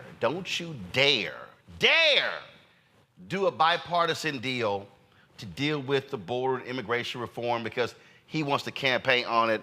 This is Mitt Romney talking to CNN. Do you think this is what he wants, the issue, Donald Trump? This is what he's doing? I think the border is a very important issue for Donald Trump. And the fact that he would communicate to Republican senators and congresspeople that he doesn't want us to solve the border problem because he wants to blame Biden for it is really appalling. But the reality is that we have a crisis at the border. The American people are suffering as a result of what's happening at the border. And someone running for president ought to try and get the problem solved, as opposed to saying, "Hey, save that problem. Don't solve it. Let me take credit for solving it later." See, here's what's going. So he laid out what the deal is. Mitch McConnell has already told his caucus that, we're in a bind because Trump wants to run on this, and so he's impeding the action. Now, I saw a report earlier that said that senators are still meeting. This is where Republicans, Lauren, have to show some guts and say, hey, we were elected to lead. Listen, you're running for president. That ain't got a damn thing to do with our job is. We're going to continue negotiating on this deal. And for those Republicans who don't want to go along with it, guess what? That's on you. But they don't have those guts, Lauren. They will suck up to Donald Trump. And I'm telling you right now, Democrats should be hammering their asses every single day going, where you at? Where you at? We here. What y'all want to do? Where you at? Oh, I'm sorry. Your dear leader told you don't sit down and talk to us. I'll be wearing their asses out every single day. Yeah, well, this GOP is just an endless, bottomless pit of nothing. That's what they are, an endless, bottomless pit of doing nothing, of standing for nothing. And what's really, really amusing to watch is the part where you have certain Republicans complaining about the border crisis, blaming Joe Biden, and now their dear leader is the problem. Of course, he doesn't want to fix anything because, of course, he wants to use it for an election year. But to get back to what Reese said about two weeks ago, when you don't invest in communication strategy and you don't invest in communications or even really have a strategy of communications like the Republicans do, which they invest in misinfo and disinfo, and they also take the time to have their ecosystem of communications hammer out the same nonsense over and over and over again, that's how you win these conversations, even though you're dead wrong. So here they are, dead to rights, dead wrong in front of the nation. Now Mitch McConnell's trying to pretend that they're actually still working on it, which everybody knows they're not. Mitt Romney, of course, takes the freaking veil off the entire thing. And so they look stupid as they usually look stupid, but you have to have the communications mechanism to expose their stupidity, and the Democrats don't have that. They don't have that. And so watch what happens next. Here they have a golden opportunity to expose the GOP for exactly what they are, which is a party of absolutely nothing that stands for absolutely nothing. And yet, I bet you that they'll somehow figure out a way to blow it. I don't know that I'm right about that yet. I hope I'm wrong, but let's see. You know, Reese, I am a huge fan of The West Wing. It is one of my all-time favorite shows. And put me in a two box. Actually, just pull it up. Don't pull the audio. Let's pull the video up, Reese. And this is a scene right here, Reese, where there was a government shutdown on the show. And President Jed Bartlett was dealing with Republicans who control the House, and they weren't returning his phone calls. They were not meeting, and so his staff said, let's go to the Hill.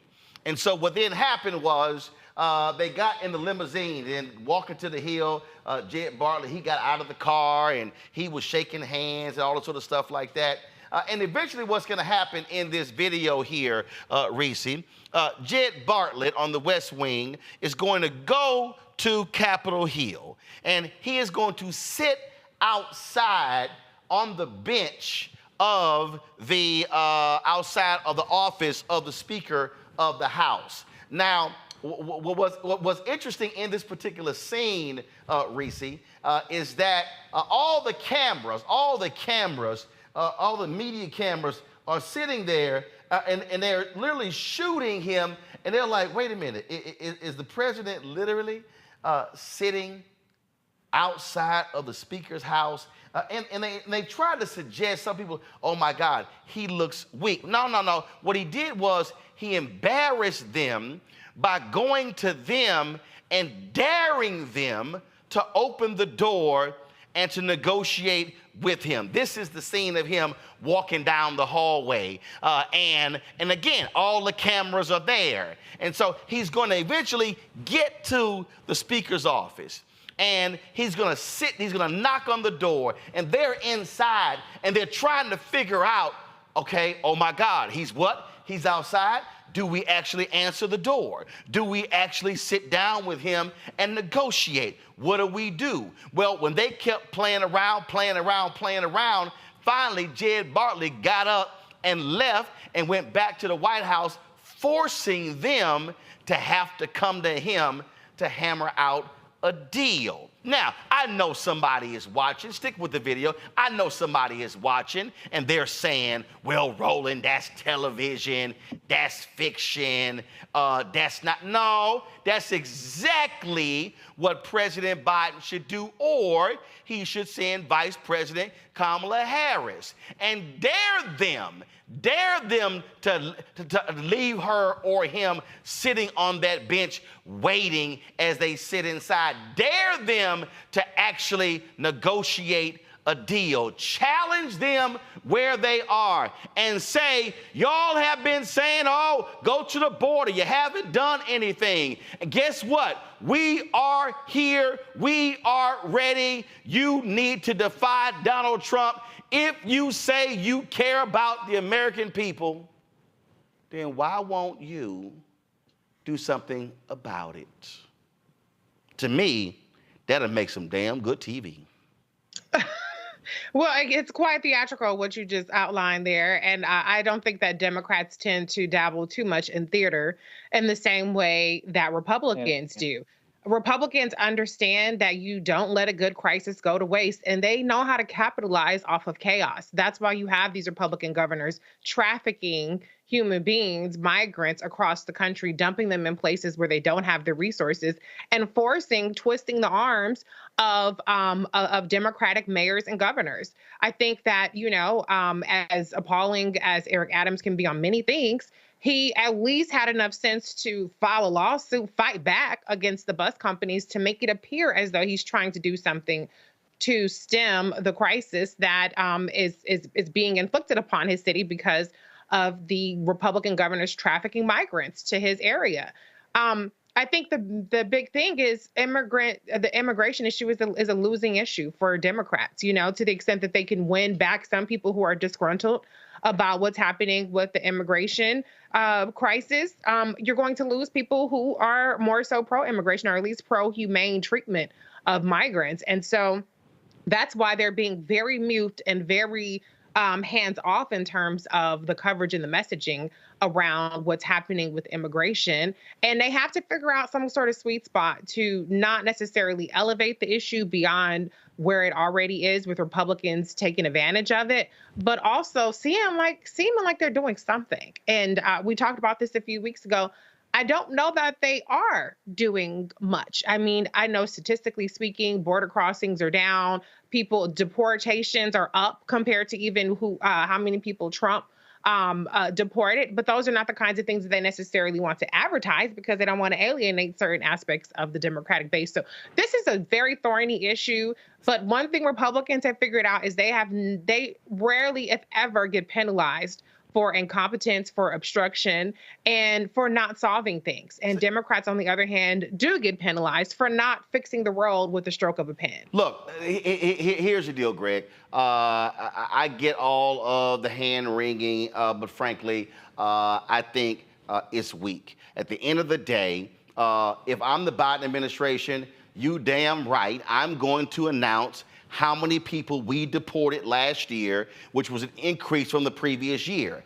I'm also going to say Ronald Reagan signed an amnesty bill into law. I'm going to say that the immigration issue has not been a problem for the last 3 years, or for the last 7 years, or for the last 10 years. It has been a problem for the last 50 years. And so then what I'm going to do is speak about it broadly and lay out the various things that must be done. But what you can't do is just run from it. And you got to have the guts to challenge people like Texas Governor Greg Abbott. This is the crap that he sends out. This letter right here saying the federal government has broken the compact between the United States and the states. He's going on and on and on with this BS. Now you've got, 15, 16 Republican governors. I stand with Greg Abbott. You've got Representative Chip Roy saying Governor Abbott continued to defy the Supreme Court. Speaker of the House, Mike Johnson. This is when you are President of the United States.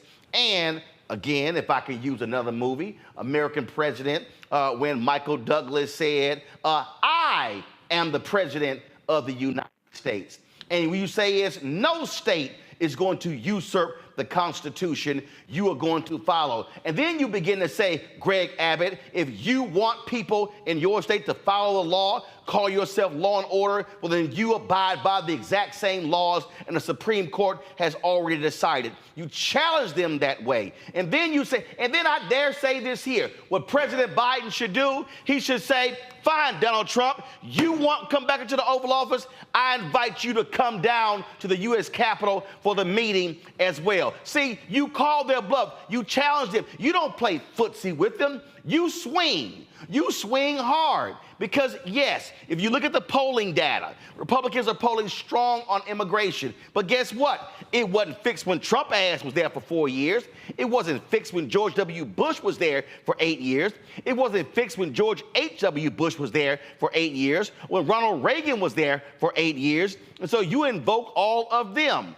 But you got to be willing to fight, and you can't be wishy-washy on this thing. No, Roland, I don't think that there's an answer really to this because it has been framed. Immigration is a problem That is the framing. That is a lie. That is incorrect.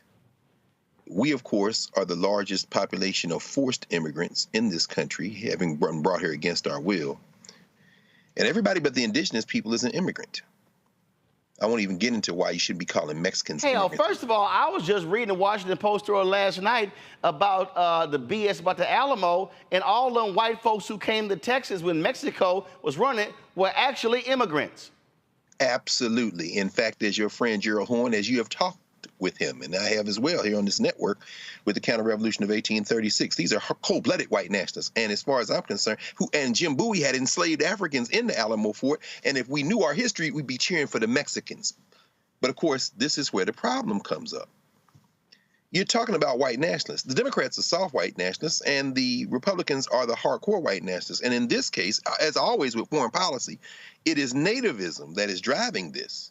Now, if there is a United States of America in 100 years, it's going to be very different than the one that is here today. And we're going to look back on this moment as perhaps the death knell of white nationalism in this specific regard. Federalism, protecting white nationalists, worked in the Civil War.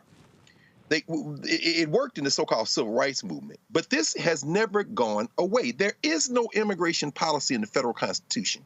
The Immigration and Nationalization Act of 1965, following an earlier iteration in the 1920s, is when they got worried about immigration because it began to be less white. And the Italians and Jews. Boom! Sustained. Exactly. But sustained. But 100 years from now, when white people might be the largest minority group in a majority, quote unquote, minority country, this is going to be a very different conversation. Now, how does that speak to today? Joe Biden can't take the position that immigration is good for the economy. Now, we just saw today, numbers released, the economy is booming, GDP is up. Now, that doesn't hit everybody's pocketbooks in the same way because a majority of these fools trust Donald Trump to handle the economy better than Joe Biden. So we know this isn't about information. A third of the voters in the Iowa caucus has said their number one issue is immigration. I didn't know that was an issue in Iowa. It's not. What is at issue is white supremacy and nationalism here, nativism. So what the Democrats can do, however, to the point that you're raising, is take off the gloves and fight within the context of an unwinnable argument about immigration, because immigration is not an issue. But we have to set that aside because we're not talking about rational actors now. We're talking about nationalists and people who don't pay attention. What he can do is federalize the Texas National Guard.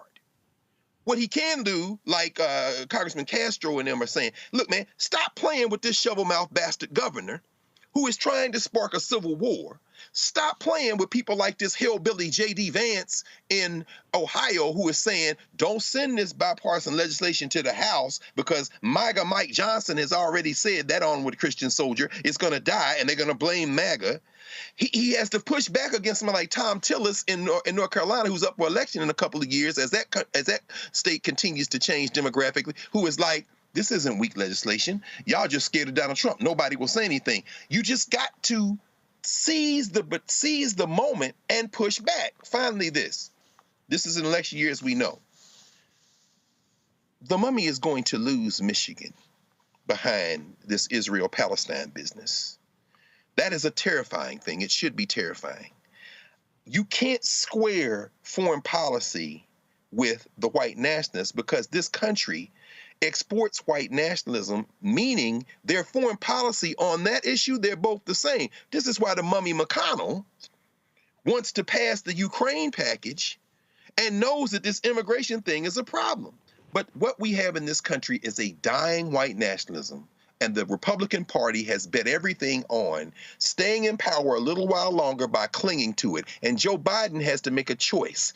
Either you're going to come up out of that soft white nationalism and attack them, or you're going to continue to whistle past the graveyard, lose, and you know who's going to get stuck with the bill for that?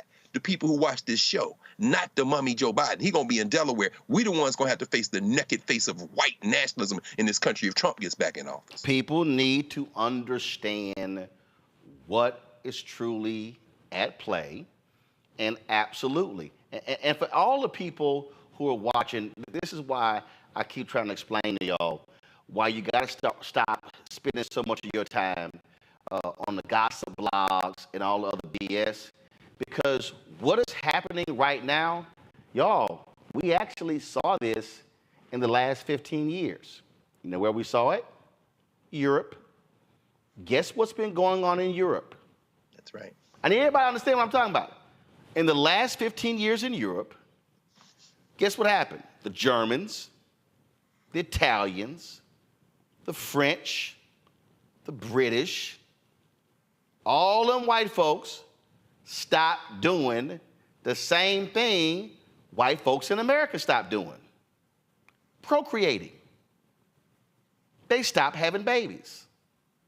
If you go right now to Google and look up what's the average age of Italy, Ireland, Germany, France, England, increasing. What's their concern? We ain't gonna have no people. Now, some of these FBA B1 dumbasses, Roland Martin said here, he said we need immigration. We need these people. Let me say it again. Okay, you know what? Since some of y'all don't understand, the report came out today talking about the economy grew at a 3.3% annual pace. It's called gross domestic product. It's called GDP. Let me explain something to y'all. Your GDP can't grow if your population is falling. Okay, let me say it again. Your GDP cannot grow if your population is falling. Why have they been having economic anxiety, economic calamities? Why has Europe not rebounded as quick as the United States when it comes to inflation? It's because all of those folks in Europe are trying to hold on to whiteness, and guess what? They're dying. That's why they have been fighting in Germany, in Italy, in France, in Britain, African immigration, black people, brown people. Oh my God, y'all didn't see all the stories? I did. In the last 10, 15 years, too many of them coming. We're losing our way. Y'all stop having babies. Italy, Ireland, Germany, France, London won't exist in 30 years if their population keeps falling. Okay? I'm gonna throw one more on here, because see, this is, I know some of y'all are sitting here, so y'all trying to look at me like like look at Dr. King. Why you focus on this foreign stuff? Why don't you stick to that little black stuff, civil rights? Y'all ever heard of a country called China? Anybody remember watching 60 Minutes in the 80s when they did a story on China's one-child policy? Greg, Reese, Lauren, y'all might remember that. Yes. One child policy, y'all. Absolutely. China was like, hey, we got too many people. So you know what China did, y'all? China said no family could have more than one kid. That's right. Now, everybody talking about how smart China is. No, China was dumb. Because China didn't do no math. Nope. What China didn't realize is if you limit one family to one child, when people start dying, you need a population to replace the people who have passed on in order to continue to do all of the jobs in a functioning economy. Guess what happened? China went, oh shit, the hell are we thinking? So you know what they did? Shit. Okay, 2-child. Now they just changed it. 3-child. Next up, they're gonna be saying, hey, I need y'all to have 5 kids. That's right, and it's too late. Too late, y'all. It's too late. Because guess what? All of the people who were living in rural China, manufacturing in the farms, yes, they don't exist. They moving to the city. China is having economic upheaval because they ain't got enough people. That's right. So, what white Americans are doing, that's why I wrote this book, White Fear, because I lay it all out in here.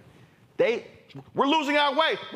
Y'all, the numbers simply do not lie. That's right. You're not going to have a great America and an economy 30 years from now unless you have people That's right. in the jobs, trained, educated, and now positioned to have children in order for the next 30 years. See, some of y'all just thinking about the next 6 months to a year. And I get these black people, man, they coming over here, they taking our jobs. Wrong. Listen to me, black people. These white supremacists got you using the same language. That's right. Using the same language as them. And I already know.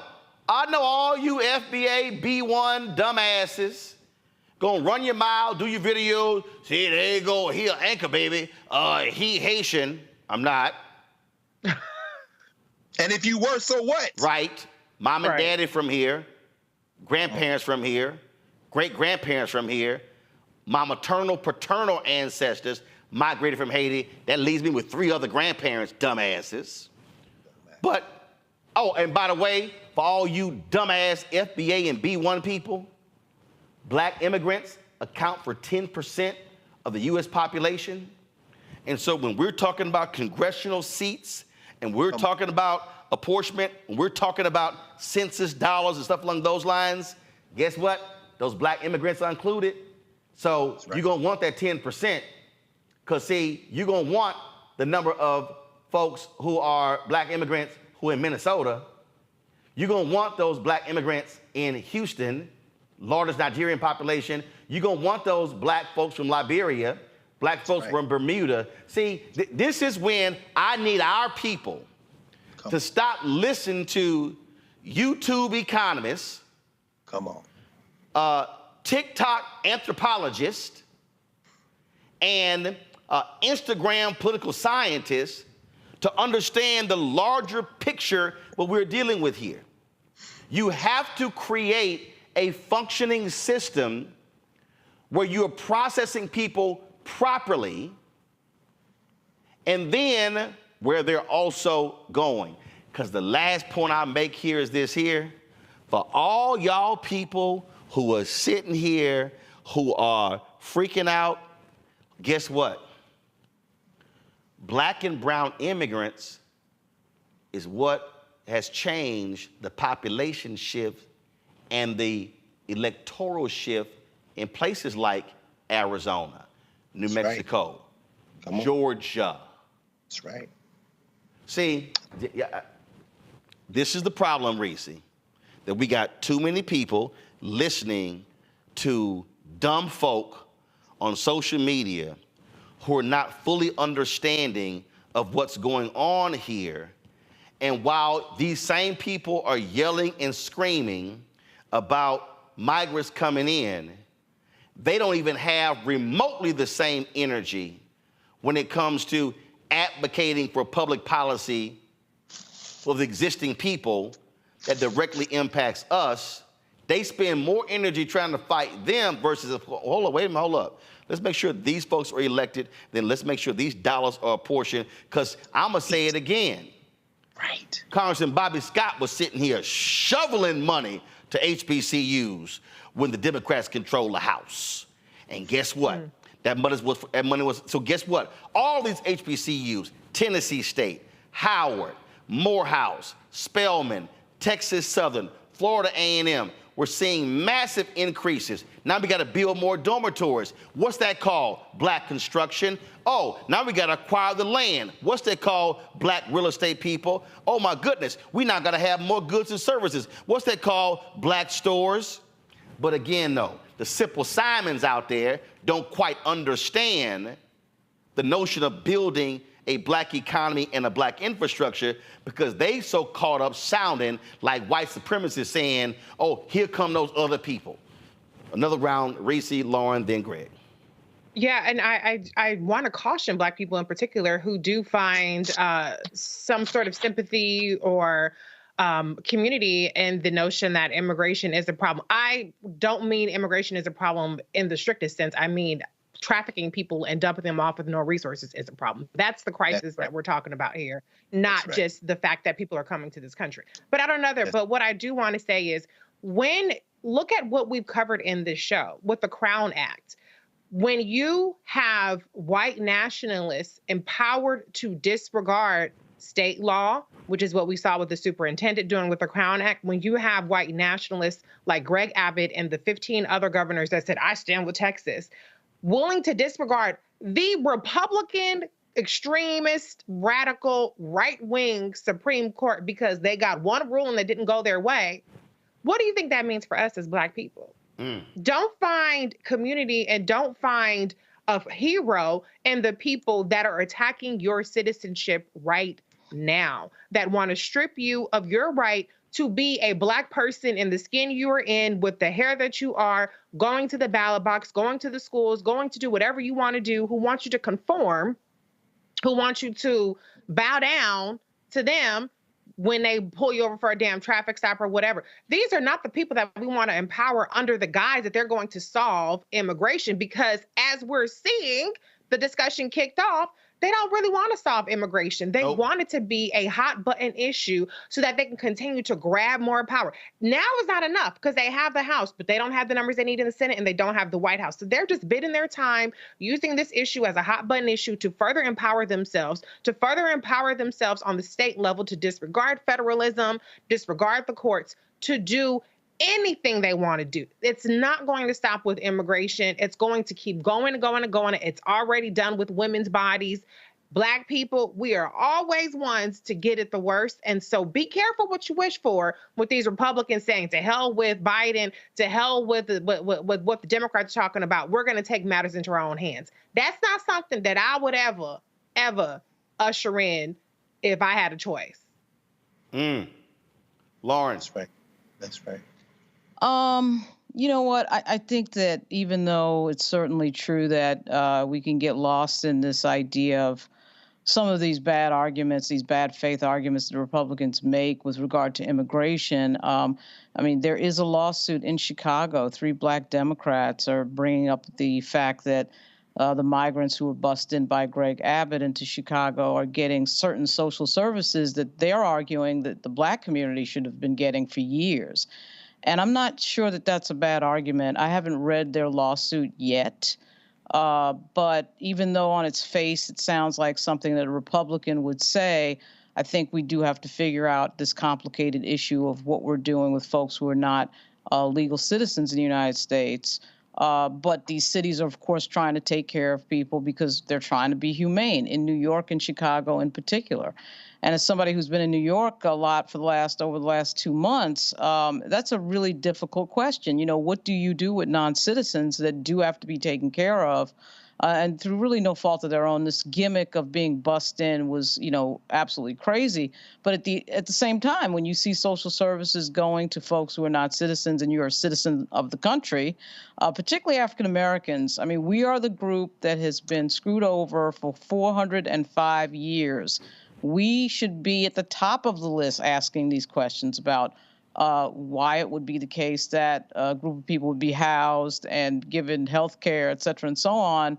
You know, our community a lot of times disproportionately does not get those services. So I think those are fair questions. They're complicated questions, but I don't know that we should get caught up in being afraid to ask those questions, even though they sound like something that some MAGA Republican might ask in Congress. But those questions still have to be answered.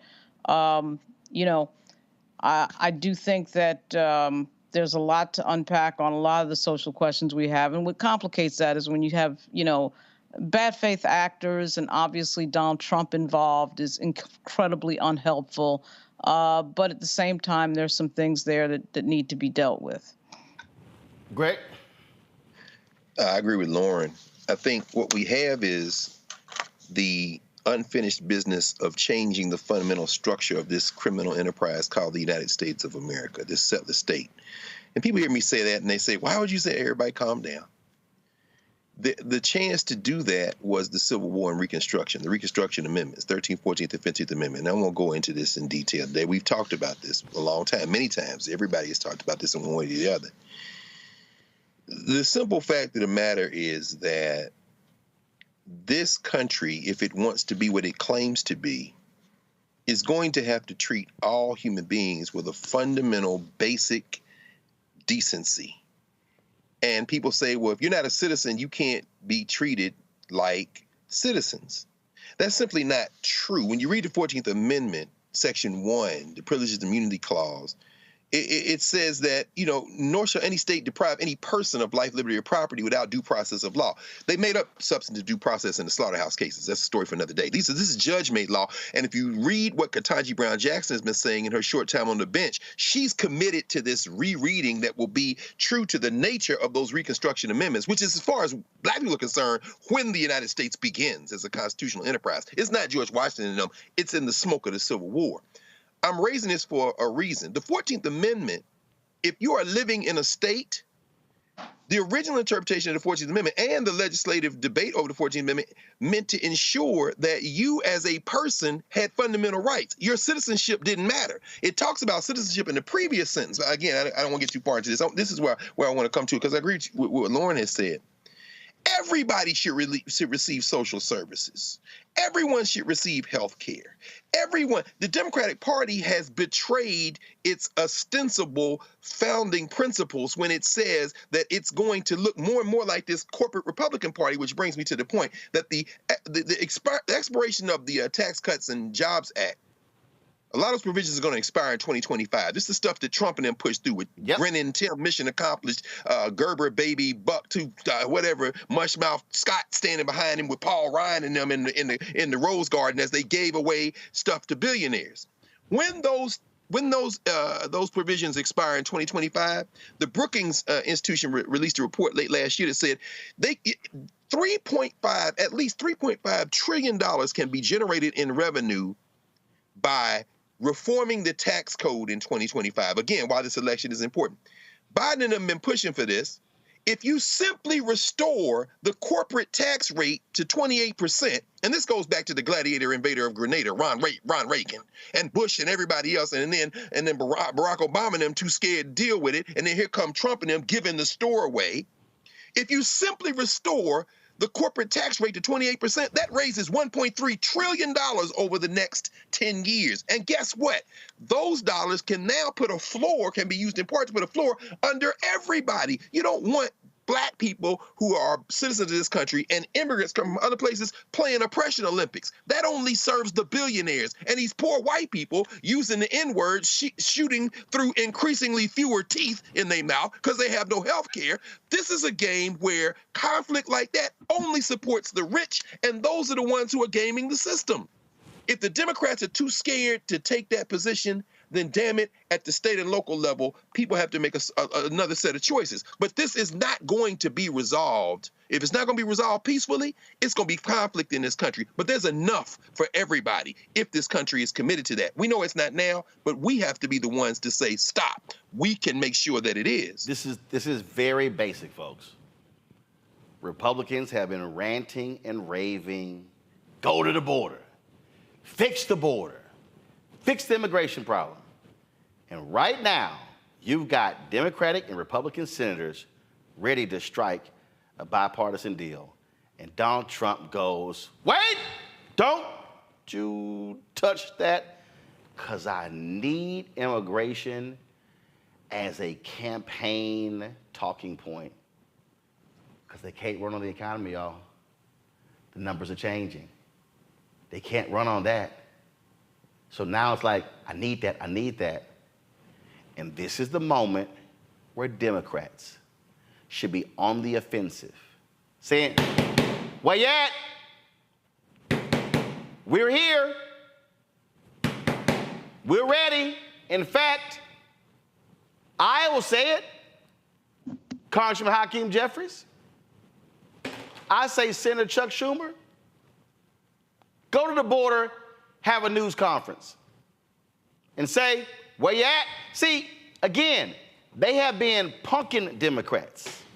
Yeah, Vice President Kamala Harris, you're supposed to be the border czar. What you doing? Where you at? Remember all the funk they made about how she answered the question to Lester Holt about going to the border? This is when you go on the offensive and you say, oh, y'all don't care about the American people. Y'all don't care about this issue. Y'all some crass politicians because your dear leader, the orange orangutan, has told you, don't you dare fix this problem because I need it for the next 8 months. Hit them. Forget that Michelle Obama crap. When they go low, we go high. Nah. They punch you in the chest, you punch them in the stomach. They punch you in the stomach, you punch their ass in their thighs. They hit you in the thighs, you punch their ass in the shins. They hit you in the shins, you knock out their damn ankles. They hit your ankles, hit the bottom of their feet.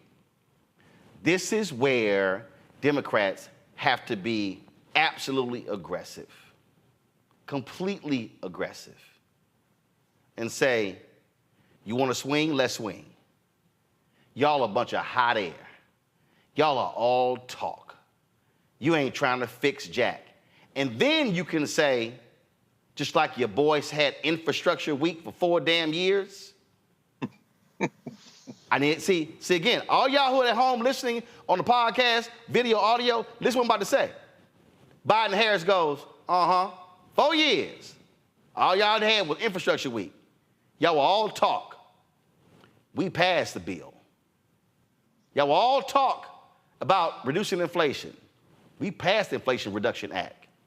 Trump, you didn't sit here and fund HBCUs. We dropped $6.5 billion to HBCUs. You were excited about $250 million. They can walk their asses down on issue after issue after issue, but you can't be afraid to swing.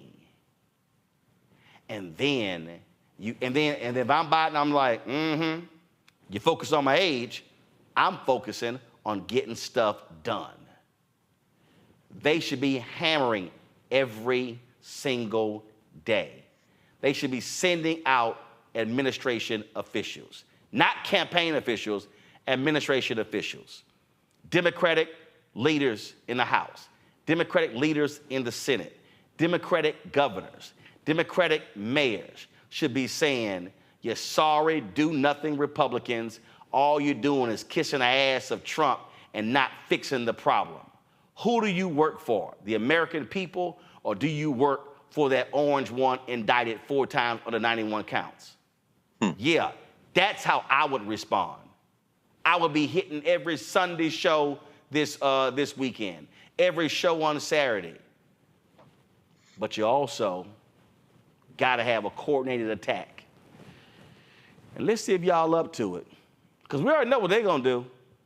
They've already made it clear what they're going to do. That's right. They want to run on the issue. You say, we came here to get stuff done and to fix stuff, not to kiss Donald Trump's behind. We shall see what they do. Lauren, Greg, Reese, I appreciate it. Thank you so very much for being with us on the show today. Thank you so very much. Folks, that is it for us. Be sure, I'll be broadcasting tomorrow from Toledo, Ohio, because on Saturday, I'm going to be speaking at a conference there. I'm on there Saturday morning, so I got to fly in tomorrow. And so if you're in Toledo, I'm going to be at the University of Toledo on Saturday for a moderated conversation with regards to their conference there. It's the annual Toledo Excel Conference for Aspiring Minority Youth, the 40th annual conference. And so look forward to that. Again, moderated conversation between myself and Black Thought, followed by an audience Q&A. So looking forward to that, folks. Don't forget, support us in what we do, y'all. Y'all know how I roll. I'm not sitting here spending my time on no silly little stuff. If y'all saw my Louis Gossett interview, we were discussing real stuff, substantive stuff. I just don't have any patience, any tolerance for the gossip and things along those lines. And so that ain't what we do. So if it means that we don't have the same number of views as other folks, then so be it. But we're going to keep talking the real stuff that matters to our people, the information that you need, that can feed you, enlighten you, educate you, and not just entertain you. So support us in what we do. Join our Bring the Funk fan club. Again, we want you to support us. I'm telling y'all, and I'm not lying, y'all. Okay, I was at the TV One, I was at the Urban One Honors on Saturday, ran into a couple of agency people, and I'm like, y'all ain't gave us a dime. I said, nothing. We've been meeting with y'all for 3 years, and nothing has transpired. Those 2 agencies I ran into, y'all, those 2 agencies represent $100 billion of the $340 billion spent every year by advertising. And I told them, y'all ain't giving us a damn dime. So when I say we're fighting that good fight, we absolutely are. So your support is absolutely critical. I just can't tell you, because none of this stuff is free. None of this stuff is free. Last week, some of you rightfully were complaining, and I agree, when our feed got cut off. So we had to get a whole new streaming server because the Clearcaster, they stopped servicing that, so we had to go get the Teradek services. Y'all, that was, what was the number? $18,000, $20,000? Yeah, I had to drop, like, y'all, we spent about $8,000 a couple of years ago on a Clearcaster. We thought we were good. They hit us in the middle of the year, hey, this has been discontinued. So we had to turn around and drop $18,000 for the new encoder to kick the message out. And then we were having some issues with that, and of course our fiber. And understand, y'all, we're paying for fiber and Wi-Fi. Fiber and the Wi-Fi, those 2 alone cost us almost $5,000 a month. Because we need a high enough gigabyte and we need a high enough speed to be able to, so we don't have anything that breaks up. So that's real. Those are real, absolute dollars. And that doesn't even include staff, being able to rent the facility, all those different things like that. We ain't broadcasting from the basement, from somebody's mama's kitchen table. We're doing real stuff, real production. Not only are we on YouTube, we also have our Black Star Network app. We also have 4 fast channels. We're sending our signal out. We created our 24-hour streaming channel. So we're building something. And in this election year, what we cannot do is have outlets that are talking to crazy folk like Vivek Ramaswamy and not talking about our issues. I don't care about people like that. Our stuff matters, and we gotta have a place that we own and control where we don't ask permission to talk about the things that matter to black people. So send your check and money order, P.O. Box 57196, Washington, D.C. 20037-0196. Cash App, $RM Unfiltered. PayPal, R Martin Unfiltered. Venmo is RM Unfiltered. Zelle, Roland at RolandSMartin.com, Roland at RolandMartinUnfiltered.com. Of course, you can download the Black Star Network app, Apple phone, Android phone, Apple TV, Android TV, Roku, Amazon Fire TV, Xbox One, Samsung Smart TV. As I said, you can check out our 24-hour streaming channel. We're available on Amazon News. Go to Amazon Fire. You can pull it up right there on News. You can tell Alexa to play news from the Black Star Network.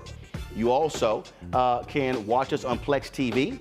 That's right. You can watch us on Amazon Freevee and Amazon Prime Video. So when you go to Amazon Prime Video, click Live TV. When you go under News, guess what? We're right there along with MSNBC, NBC, CNN, all the rest of them.